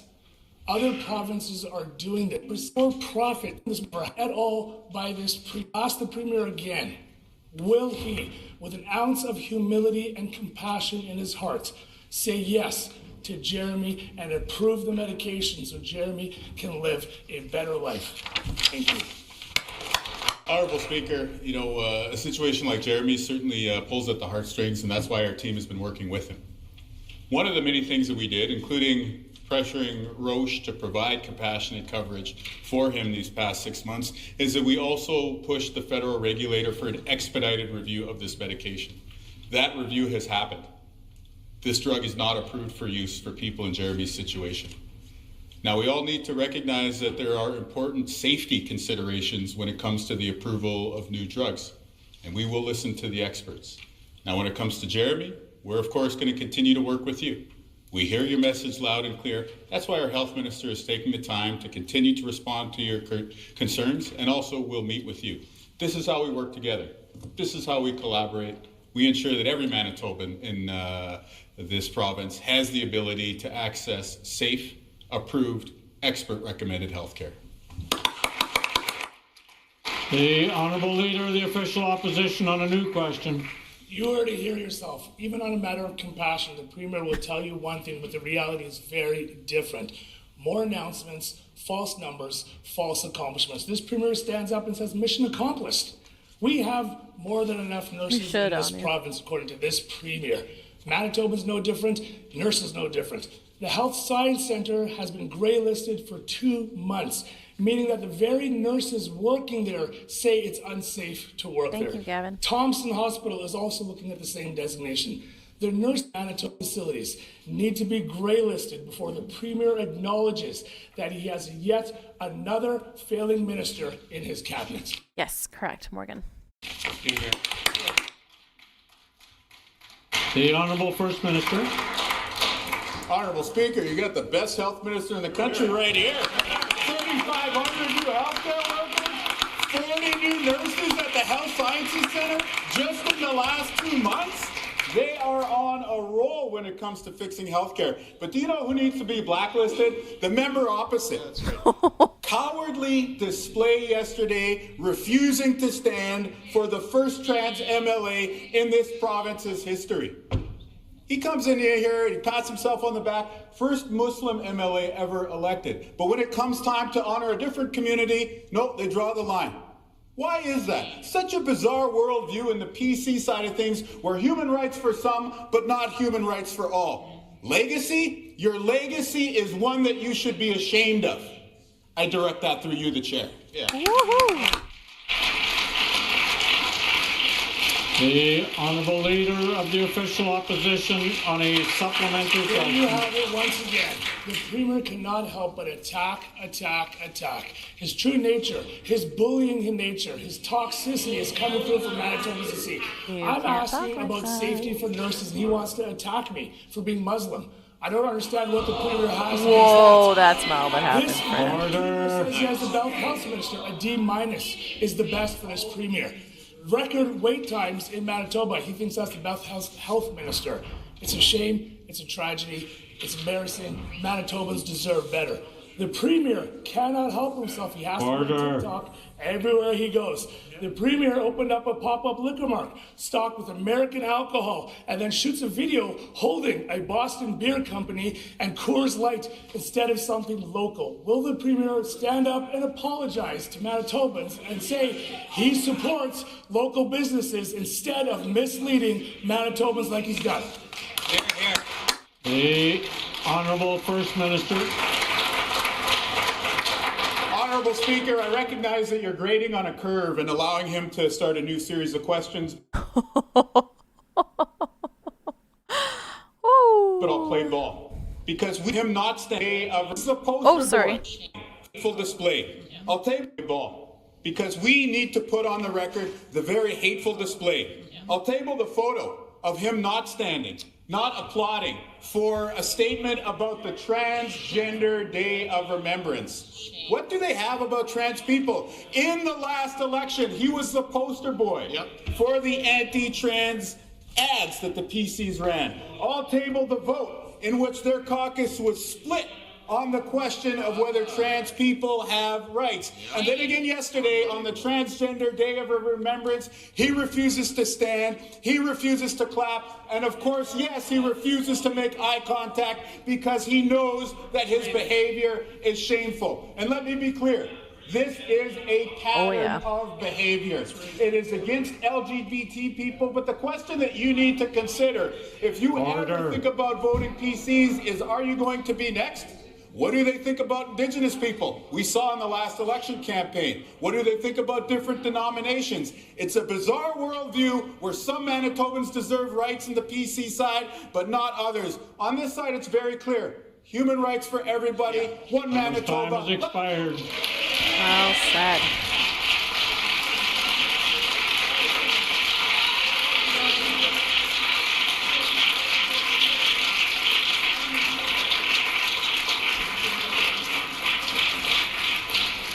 The Honourable Leader of the Official Opposition on a final supplementary question. Thank you, Honourable Speaker. I'm asking questions. Maybe the Premier can't follow the theme here. It's on misleading and false information from Manitobans. The Premier misleads Manitobans when it comes to HSC, when it comes to safety of Manitobans, when it comes to crime, when it comes to supporting local because he wants to stand up with American alcohol. And now he wants to mislead Manitobans with what's happening in this chamber. The facts are you cannot trust this Premier or any of his cabinet ministers or any of his colleagues for anything they say. 2 years in Manitoba, this province has only gotten worse under this failed Premier. The Minister of Justice now wants you to think that crime is down. Crime is up. Earlier this month, a nurse was sexually assaulted at St. Boniface Hospital. The assailant had a criminal record as long as the Premier's. This assault occurred days after he was released on other charges. Will the Premier stand up and admit he has another failed minister in his cabinet and remove the Minister of Justice from his job? Yeah. Oh boy. The Honourable First Minister. The most disappointing thing about the member's hateful conduct is that he does not have the courage to stand behind his convictions. That's right. He purposely disrespects the transgender statement that we heard in the House here yesterday, and then he goes into the hall, oh, I didn't know. I thought it was about Section 33. You knew Oh boy. exactly what you were doing. Yesterday, you knew exactly what you were doing. Order, please. Order, please. Order. I will direct the Honourable First Minister to make sure he directs his comments through the chair, not directly to the member opposite. And I will direct the Leader of the Official Opposition. I'll be the one that calls order, not him. The Honourable First Minister. Thank you for that interjection, Honourable Speaker. I guess what I'm saying is this. We all know how this ends. On the next election night, the member opposite crying yet again, I'm a big guy. I'm a big guy, with the member for Roblin patting him on the back soon before the jagged edge of her political ambition hits him from behind. Ooh. Let this remain on the record. He's not a leader, he's a bigot. Manitobans, let's work together so that every child in our province, whether they're gay or not, trans or straight, can have a bright future. Let's bring people together. Let's not divide people along hate. Time has expired. Well said.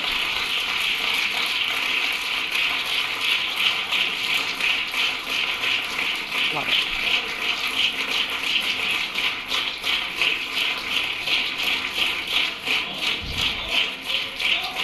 The Honourable Member for Spruce Woods. Order. Oh, really? Come on, eh? Order. Everybody needs to come to order. I realize it's Friday. Things generally get a little rambunctious on Friday, but I cannot allow people sitting screaming across the way. The Honourable Member for Spruce Woods. Thank you, Honourable Speaker. Jeremy Bray has 9 days of medication left. Anyway, that was the comments that happened on Friday. Now, this... where'd it go? He did try to, quote-unquote, explain himself. And I'm going to hope that playing it through this way, the CBC won't be so mean. But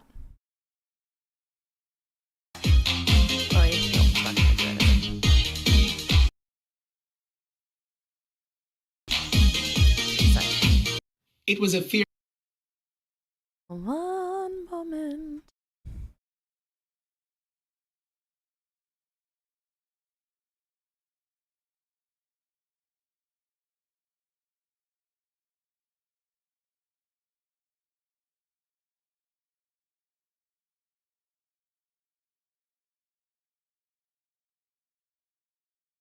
Yeah, it did make it sound like a workout video. You are correct. Oh, there it is. Okay. Let's get this on a tab that does not have ads, shall we? It was a fierce and fiery debate at question period earlier today. The governing NDP trading jabs with the opposition PCs at the Manitoba Legislative Building. At the heart of it, what happened after the MLA for Kirkfield Park finished reading a statement about the International Transgender Day of Remembrance. Logan Oxenham also spoke about Alberta Premier Danielle Smith and her government's use of the notwithstanding clause. At the end of that speech, video shows the NDP caucus stand and clap. Many of the opposition MLAs remain seated. Today, Premier Wab Kinew took exception to that moment. I'll table the photo of him not standing, not applauding for a statement about the Transgender Day of Remembrance. What do they have about trans people? In the last election, he was the poster boy for the anti-trans ads that the PCs ran. I'll table the vote in which their caucus was split on the question of whether trans people have rights. And then again yesterday on the Transgender Day of Remembrance, he refuses to stand, he refuses to clap, and of course, yes, he refuses to make eye contact because he knows that his behavior is shameful. Now to be Say it again for people in the back. be clear, Abi Khan is seen on video clapping. He remains sitting while also looking at some of his colleagues. Abi Khan, the leader of the Manitoba Progressive Conservative Party, joins us in studio now. Good afternoon. Good afternoon. Thanks for having me, Faith. Do you accept that premise that your decision not to stand after the MLA statement is shameful? No, not at all. The Premier is once again giving half-truths. I mean, you said yourself that I am seen clapping for it. I'm not standing for it. The Premier has a history and a record of putting misinformation out there and letting Manitobans believe one thing over the other. The fact of the matter is that this statement by the member was a very political statement in nature. So private member statements are usually done to recognize people in your community, in your riding, your constituents. They are days of remembrance as well. Sometimes Memorial Days, for example, today was Memorial Day for Haldimor, the massacre that happened there. A moment of silence was asked for. On Memorial Days, Remembrance Days, it's a moment of silence. All members stand up. We recognize that moment. That wasn't asked for yesterday. On days where there's a member statement and there's people in attendance, the member asks to recognize the people in the crowd. That was not asked for yesterday. So the statement itself was very political in nature. If it was a statement on Transgender Remembrance Day, of course I would have stood as But it was. leader of the PC party, but he was not. It is political games being played by the Premier and then echoing that with misinformation as you just played. The member said, take a stand and condemn the abuse of the notwithstanding clause that strip away charter rights, among other things. Yeah. What was it about what the member said that you see as politicized and something that you couldn't stand for? Yeah, great. So the notwithstanding clause, we know it's a big topic in Canada all the way through. And this was specifically about Alberta and the Premier using the notwithstanding clause there. I'm not going to comment on what other provinces are doing. I'm going to comment. Of course not, because that would require you to make a statement or have a backbone. On what's happening here in Manitoba. We as a PC party, as the leader, I said, we have never used the notwithstanding clause in Manitoba. Either party has never used it. We've never done it. We have never intended to use it. We have no plan on using it. It's not even on our radar. The Premier had brought forward legislation, so this is political games. He has brought forward Bill 50 to say he would never use the notwithstanding clause. We have said, as a leader, it would be irresponsible for you to say you would never, ever use that. And an example would be in federally. So I'm sure you're probably well aware that the Supreme Court ruled that the minimum sentence of 1 year is Here it comes. No longer the case for people who are sexually exploiting, abusing pornography, child pornography. So the Supreme Court overruled and said, no more 1 year sentence. Every premier in Canada has come out and said, calling on the federal government. Maybe, Ani. He kind of sounds like one. To use the notwithstanding clause, saying, including the Manitoba premier. No, he has not.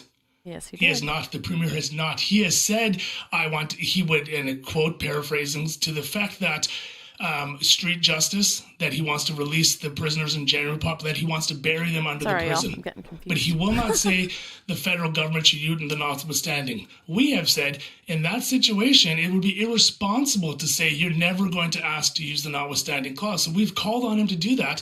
He says he won't use the notwithstanding here, but maybe the feds could use it or should use it, but he won't say it. And instead, he wants to resort to murdering and burying prisoners under the jail, is what he said. And we think that's political games. That's wrong. Just say what you mean. Take me back to that moment. What was it about what the member said that made you not want to stand? Well, I mean, there were a couple of things. So one was the use of the notwithstanding clause in that statement. Again, if it was a statement solely on the Transgender Day of Remembrance, we would have stood. I would have stood. I can speak for myself. As the leader of the party, of course I would have stood. But again, those follow a certain protocol. He's a former Canadian Football League player. Usually, 99% of the time, I ask for a moment of silence to remember those that have been affected by this, right? And there is, sadly, and I recognize, and this needs to stop, that there is a disproportionate violence, hate, crime, attacks on transgender, and that's wrong. It needs to stop. He can't even say the full word. You notice that? He can't even say the full word. So if this was a day to recognize that and all the harms that have come, of course we would have stood. But it wasn't. So one, there was no ask for a moment of silence. One, there was no ask for But no one told me to. Recognition of the people of the crowd. Three, there was no ask to stand, because some members would say, and now I ask all the members in the assembly to stand and recognize this day. None of that was there. So we weren't aware of that was A, happening, B, we weren't aware anyone was in the crowd, and C, in political nature of the statement saying that they condemn the use of the notwithstanding clause and they're never going to use it, we don't support that. We think it's irresponsible to say you would never, ever, ever use the notwithstanding clause. That's wrong. That's irresponsible. And again, the case federally, everyone, I think, listening to this would agree that if someone is exploiting children, if someone is creating again, and all of this stuff is just a whole whack of untruths. I am running out of time. So I want to go through one other sort of interesting thing that's happening out of PEI. Yeah, it's a whole bunch of lying. And I just, again, sign the Commons petition about elected officials and their lying. 2 senators are calling on the federal government to ban advertisements for sports betting in Canada. A letter to the Prime Minister from Charlottetown, Senator Percy Down and Waterloo Senator Marty Deakin, asked the government to have a CRTC ban on all advertising for sports gambling apps and websites.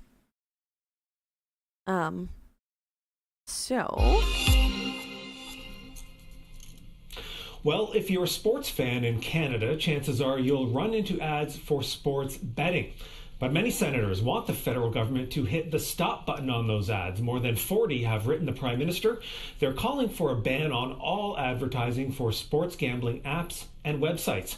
Ontario Senator Marty Deakin is a co-author of that letter and joins me now. Senator, good to see you. Thank you. Thanks for having me, Andrew. So let's start here with why exactly are you and your colleagues asking for that ban from the federal government? Sure. As you know, we have a bill. We have a bill happening parallel and at the same time related to pulling in the reins on advertising. Senators felt very, very strongly that we want to keep this moving and keep pushing this forward as strong as we can with the government. And wanted to really make sure that we were keeping the attention and the seriousness of it. And the consensus was, let's try a full ban. Let's try a full ban with the Prime Minister's letter. That's a little bit different than what we're doing in the legislation. Now, your letter calls this a public health issue similar to cigarette advertising. That's true. Walk us through that. What exactly is the research saying about the influx of sports gambling that's happening and the effects of that, and in terms of how that relates to the advertising? Thank you. That's a good question, Andrew. As time has gone on, we have more and more Canadian data. This openness, this proliferation of advertising might be just a distraction for you, a distraction for me, like an annoyance. But for young people, it is becoming really, really, really negative on their own behavior, their mental health, and the development of addictions. I agree, Morgan. We are carrying on the last year or two building much more data on this, particularly youth and particularly young males, sort of 14 to 34. There's a real uptick there, and there is this sort of dopamine rush of betting. I can win again, this is my sports celebrity telling me, and it really becomes a very serious addiction with consequences. And we've also learned each person that's impacted impacts about 7 or 8 people around them. So how would a ban on ads help fight these trends? Because you even say in your letter that, quote, we cannot legislate away human weakness, and gambling has been around for a long time. That's right. So if we have a ban or a ban on advertising, that takes away, particularly for that age group, the access, the push in their face, the relentless reminder, the relentless invite, the relentless possibility that isn't really possible. And so we're trying to take that away and see, there's countries that have tried that, and see if it helps us along the way. Yeah, once you get one sports gambling ad, you're going to get all of them, and they are nonstop. That's a full ban. And again, to clarify, we have learned different things that can be done from an advertising aspect to reduce the exposure, which is critical right now. I want to talk to you a bit about the arguments that the gaming industry puts forward on this, because they say, look, fewer kids are watching TV, fewer kids are watching sports on TV, that the number of ads in Canada have been trending down since the single game betting came into place 4 years ago. The Gaming Association of Canada says that the negative response to this advertising is predominantly emotional. So what's your answer to that pushback? Yeah, and thank you for that. I have met with Gaming Association folks. They're an important part of this conversation and bring important perspective. Our data tells us things that are very, very different. We look at we take time analysis from games. It could be a hockey playoff, could be a basketball playoff, whatever it is. It tells us the proliferation of ads, the access for these young people. The TV may not be their number one priority, but in their pocket is a phone, which is now they're traveling. I was going to say, the argument of oh, but kids aren't watching TV. They literally, just because kids aren't watching TV doesn't mean they're not having access to this. Online advertisements for addictive substances and shouting need to have a regulatory structure. Yep, I agree. The ads are designed to provoke emotional responses. Yeah, they are. Absolutely, they are. And that also attracts repeated betting. That's different than when you're getting in the car and driving to a casino.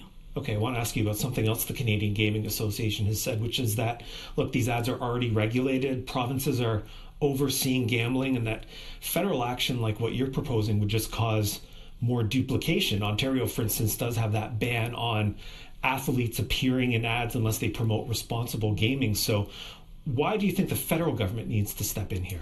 Well, we have a country from coast to coast to coast, and in this environment, when we're looking at something that impedes health the way that we're learning this does, we need a national framework. We need to know that regardless of where you live in Canada, coast to coast to coast, that your health, the vulnerable people are protected. And so we have right now a patchwork. We have parts of the country who get exposure to the ads, but don't live in Ontario.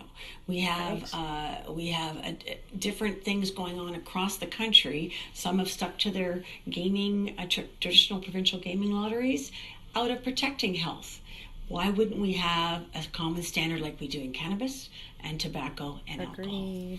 So what have you heard then? Have you heard anything from the government, from the Prime Minister's office on this, the letter you wrote to them, about whether there's an appetite for this? Because there was one survey last year that found about 60% of Canadians favored an immediate nationwide ban on these commercials. So there does seem to be a public appetite for it, but we haven't seen any action. So what have you heard, and why do you think it's taking this long to actually do something? So to make sure we have the common understanding in both of these processes, the letter has only been sent in the last 24 hours. And so we will get a response, and we hope to get a response soon. And that we have not received yet. Have we had conversations with different government people, ministers? We're continually talking about this from the government, the House, and in the Senate. That's that piece. The bill, as you probably know, has been approved twice now in the Senate with 100% support, and it's now in the House, and it's had its first reading. So that is also progressing. Those are two things. The goal is to get action as fast as we can, so we're not going through another season of our young people being vulnerable and exposed. Okay, you mentioned that bill, and I do want to finish up on that legislation because, as you say, it's now gone from the Senate to the House of Commons. What's your sense of what the uptake is going to be among MPs from different parties about actually getting that legislation passed on that side of Parliament? Well, the bill itself, we've seen so far, is it's a nonpartisan bill. We've had the support, and we hope to see the same thing in the House. Now, we're in interesting times, there's no question, but we hope to see that same support. And the same kind of conversations and consultation and collaboration that happened in the Senate are now beginning in the House. So Yeah, so I thought that was interesting. We've got some strong senators in PEI that are calling for more reforms on gambling ads, which I don't get a ton of because I don't watch a lot of TV. Or I watch a lot of TV. What? I'm falling for it. Watch a lot of sports, but it's definitely something that my friends talk about often. Yeah. I'm trying to decide if we want to end on a We all remember the truckers' freedom convoy that converged in Ottawa back in 2022. Well, there's another convoy taking place this weekend called... Okay, so I don't know how many of you have heard, but there are many, many Albertans that are planning a convoy to BC over the ostrich farm situation. We've covered that here. NDP MP that urged for the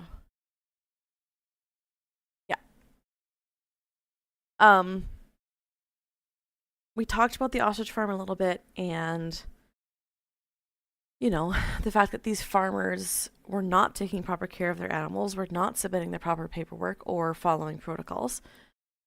And of course, that's not the information that's being put out by certain right-leaning talking heads.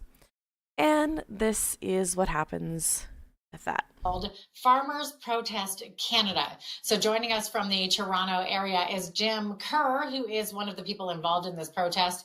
Welcome to Bridge City. The head in the sand convoy is what we should call it. Absolutely, we should. Nice to see you. Okay, what kind of protest is this exactly? When and where is it happening? It is a grassroots protest, if I've ever seen one. And the answer to the next question, where and when it's happening, the 22nd is when it's happening. But where? I couldn't tell you. What's happening is that everybody's making their own posters. And they're going from a local city to a neighboring city. And they're doing it all over the country. So it's... Did anybody see a convoy this last weekend about the ostriches anywhere across Canada? At all? Literally trying to keep up with all the locations. Yeah, trying to keep up with the locations is Did you see it, Siege? Probably a little challenging. Okay, so with that said, what is it that farmers are protesting about? What are the issues? Where did you see it, Siege? I'm super curious because I know people around here that were posting about it, but I never ended up seeing any people. That was from the stream. I just unplugged my headphones because I can't handle the cord being in my face. It blocked the highway. Oh. Well, first of all, I wouldn't pin it necessarily as the farmers being the core of who attends this. This is anybody who cares about our farms, anybody who ate breakfast this morning, anybody who understands how important it is that farmers are allowed to continue to do their business, as well as farmers. They'll also be included, I'm quite confident. Anybody who is concerned about government overreach right now, those are the ones that are going out on there's going to be slow rolls all over the place, but there's also going to be people gathering on overpasses and in public parks and just basically breaking bread with one another, employing some time together to discuss the issues and figure out what we're going to do about it. Okay, well, since you said there's little pockets of these happening, I understand that there will be a convoy meeting in High River, Alberta at 10 a.m. Chances are you won't be there because you're in Ontario, right? So you're doing one in Ontario? That's okay, correct, so yeah. The one in High River looks like it's heading right here to Lethbridge, gathering outside the Canadian Food Inspection Agency building. So, and one of the issues that sparked this is the CFIA call order on the ostrich farm near Edgewood, British Columbia. So, Thank you, Morgan, for gifting a sub to Dan. I appreciate you, friend. Thank you, thank you. What changes are farmers looking for with the CFIA? Primarily an outdated policy called a stamping out policy, which was employed about 23 years ago. And basically what it's... All right, so I did find some... Absolutely disgusting. It got... I love your breakfast of oyster eggs in the morning. Okay, so a couple of things.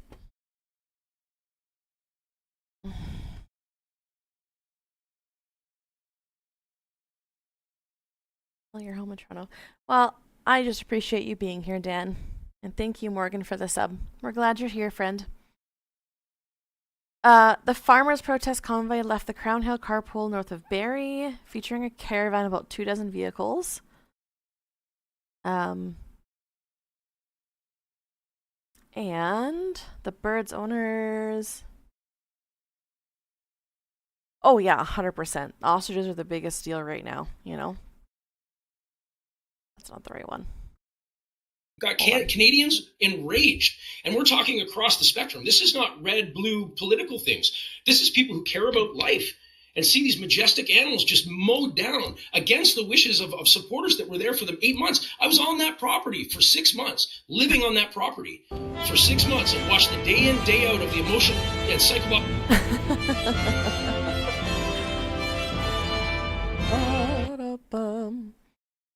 I hate that a lot of these people were probably historically left-leaning hippies that have been swung the other way. Yep. Terror that family was being put through because of a government agency employed by a world governance structure, which is another story. Yeah, I know we had Katie. I just want an ice cream. Yes. On our show a few times, and it was really heartbreaking because she said that some of these birds have long lifelines, and a lot of them she grew up with. Some of them were over 20 years old. They all had names. She said they all had personalities. So it wasn't just like you say, mowing down a herd of birds. These were actually somebody's livelihood and their pets as well. And as she said, members of their family. So it was really sad. And one thing that we had heard was that the CFIA had brought in an expert marksman. So that doesn't sound very expert marksman-like if some of those birds were still lying there. Oh, we talked about this already. This is the link that I wanted to show y'all. I just brought the wrong one up. Again, Press Progress, obviously not our most reliable source, but the outbreak led to a protracted legal battle between the ostrich farm owners. Of course. Dr. Oz offering the ostriches sanctuary at his farm in Florida. Oh boy. So this is Jim Kerr that is talking here. He is a convoy influencer, because of course he is, best known for driving a psychedelic school bus called the Church of Bubbles.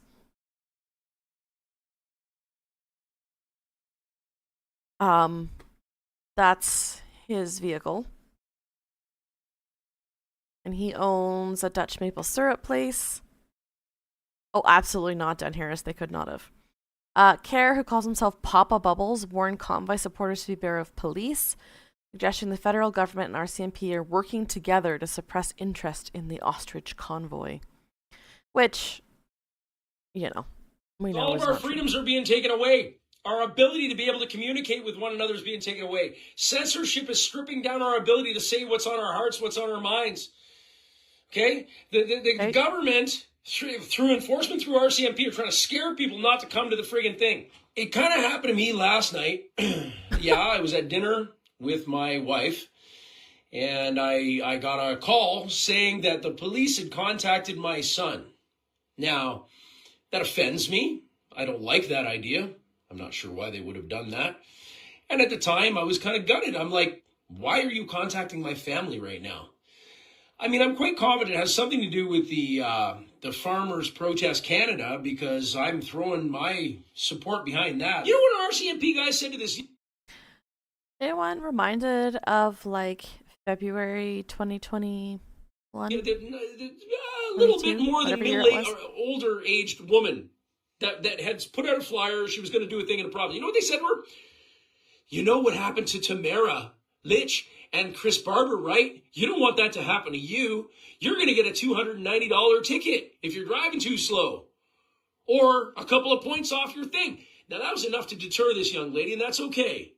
Because if you don't want ramifications, don't get into war. But the problem is you are in. If you don't want ramifications, don't get involved in war. Perfectly normal thing to say. And of course, one of the main organizers spoke up about it, because of course he did. Seeing some posts out there about law enforcement reaching out to organizers for this latest ostrich protest, or support of ostrich protests, and I have to caution everybody immensely when I say this. Yeah, if you don't want consequences, don't engage in actions that come with consequences. Yep, never get involved in a land war in Asia. It's one of the classic blunders. I know a lot of good law enforcement officers out there. I've worked well with them in the past. I had a really good rapport with everybody that I dealt with during the Freedom Convoy protest. But when it came down to it, all that work that I did that was in good faith was not in good faith on their part. They used text messages against me. They used everything possible to try and frame. They used all the evidence they had against me to prove that I was doing something illegal. Yeah, shocking. It's a common practice to reach out when any event is going to be in your area, and our goal is to ensure that any event such as this is peaceful, lawful, peaceful, and safe. Anita Peterson, organizer of a slow roll in Edmonton, boasts that she's been in communication with the Edmonton police. I'm serving as a liaison between convoy organizers and law enforcement. This is her with Pierre Polyev.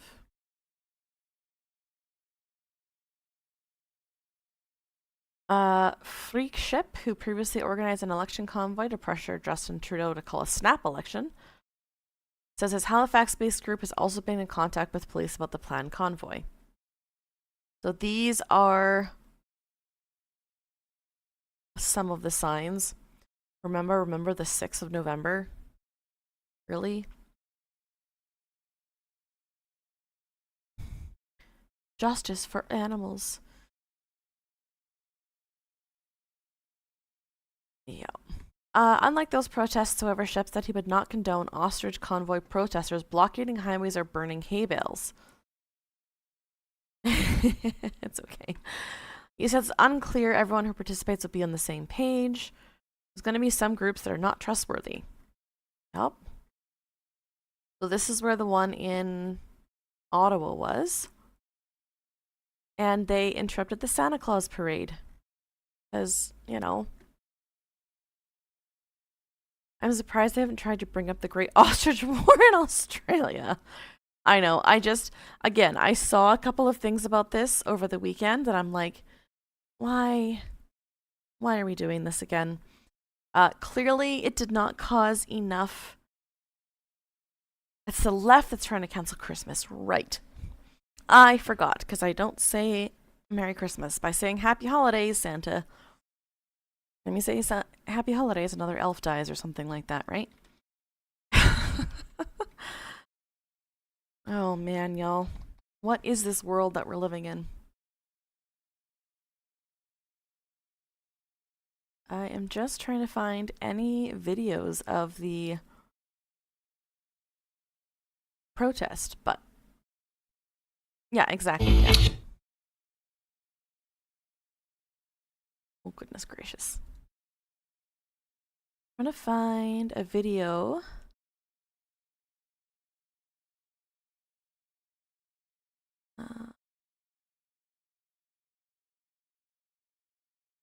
Nope. There is very, very few stories about this particular convoy. Oh, here we go.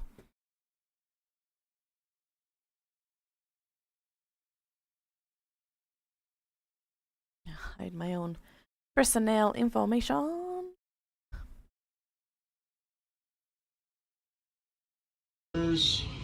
Support convoy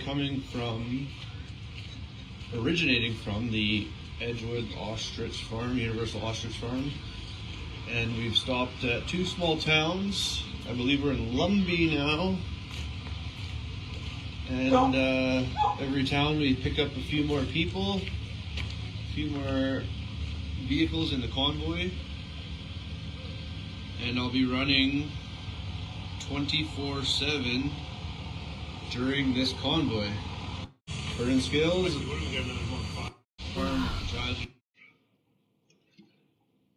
It's like watching all those live streams from the convoy. Yeah, I don't need to get my stream taken down off of YouTube because they're playing some bizarre video with music in it, but yeah. That is the new wonderful convoy that is happening in Calgary. Are we convoying again? Yeah, the FAFO crowd, 100%. Calls coming from inside the house. I know. I will never understand it. But if that's the way they feel the need to spend their time, then okay. As long as they're not causing any problems to major highways or ambulances or things like that. Anyone else remember the convoy guy who's about to be sacrificed? Yeah. So Tyrion, the Chris Barber guy that played in the middle there, part of that group of people. There's a reason that there were sentences handed down after the convoy. No, it isn't a convoy, Grandpa Simpson, and that's kind of the point I was trying to make. Is that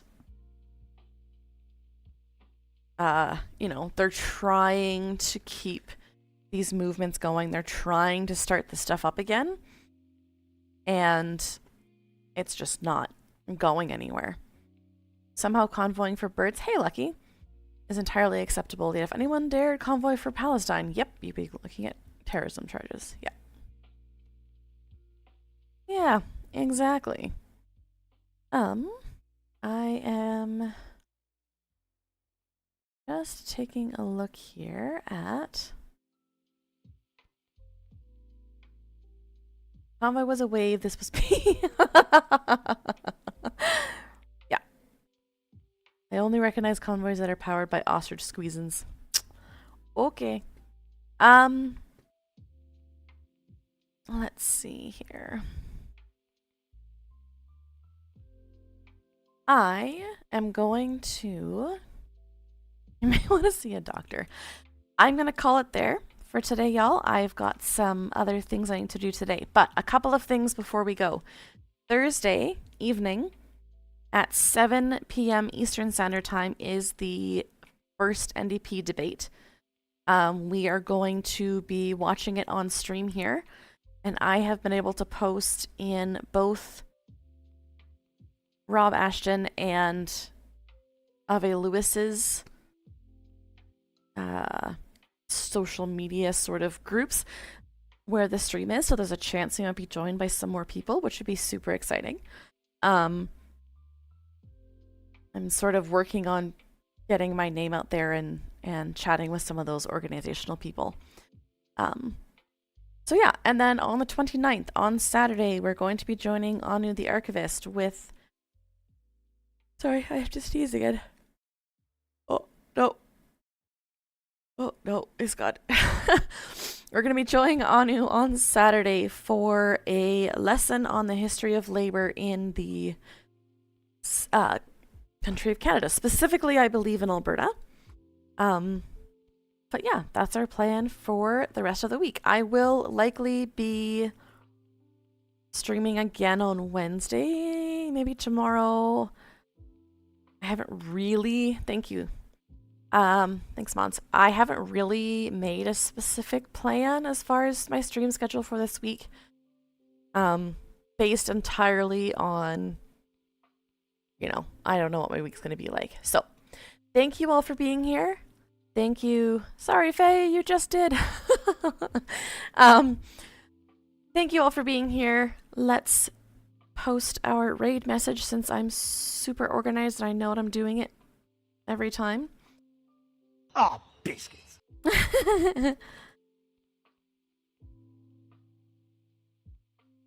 As long as the raid doesn't start before I can type this out. Faya Kim cheered 100 bits. Thank you, Faya. If you guys can copy and paste this message into the... The North American house hippo is found throughout Canada and the eastern United States. Into the Surfs chat when you get there. That would be excellent. I love you all. Have a great rest of your day. And I will talk to you all Wednesday, probably. Good night, y'all. Good day, y'all. All the things.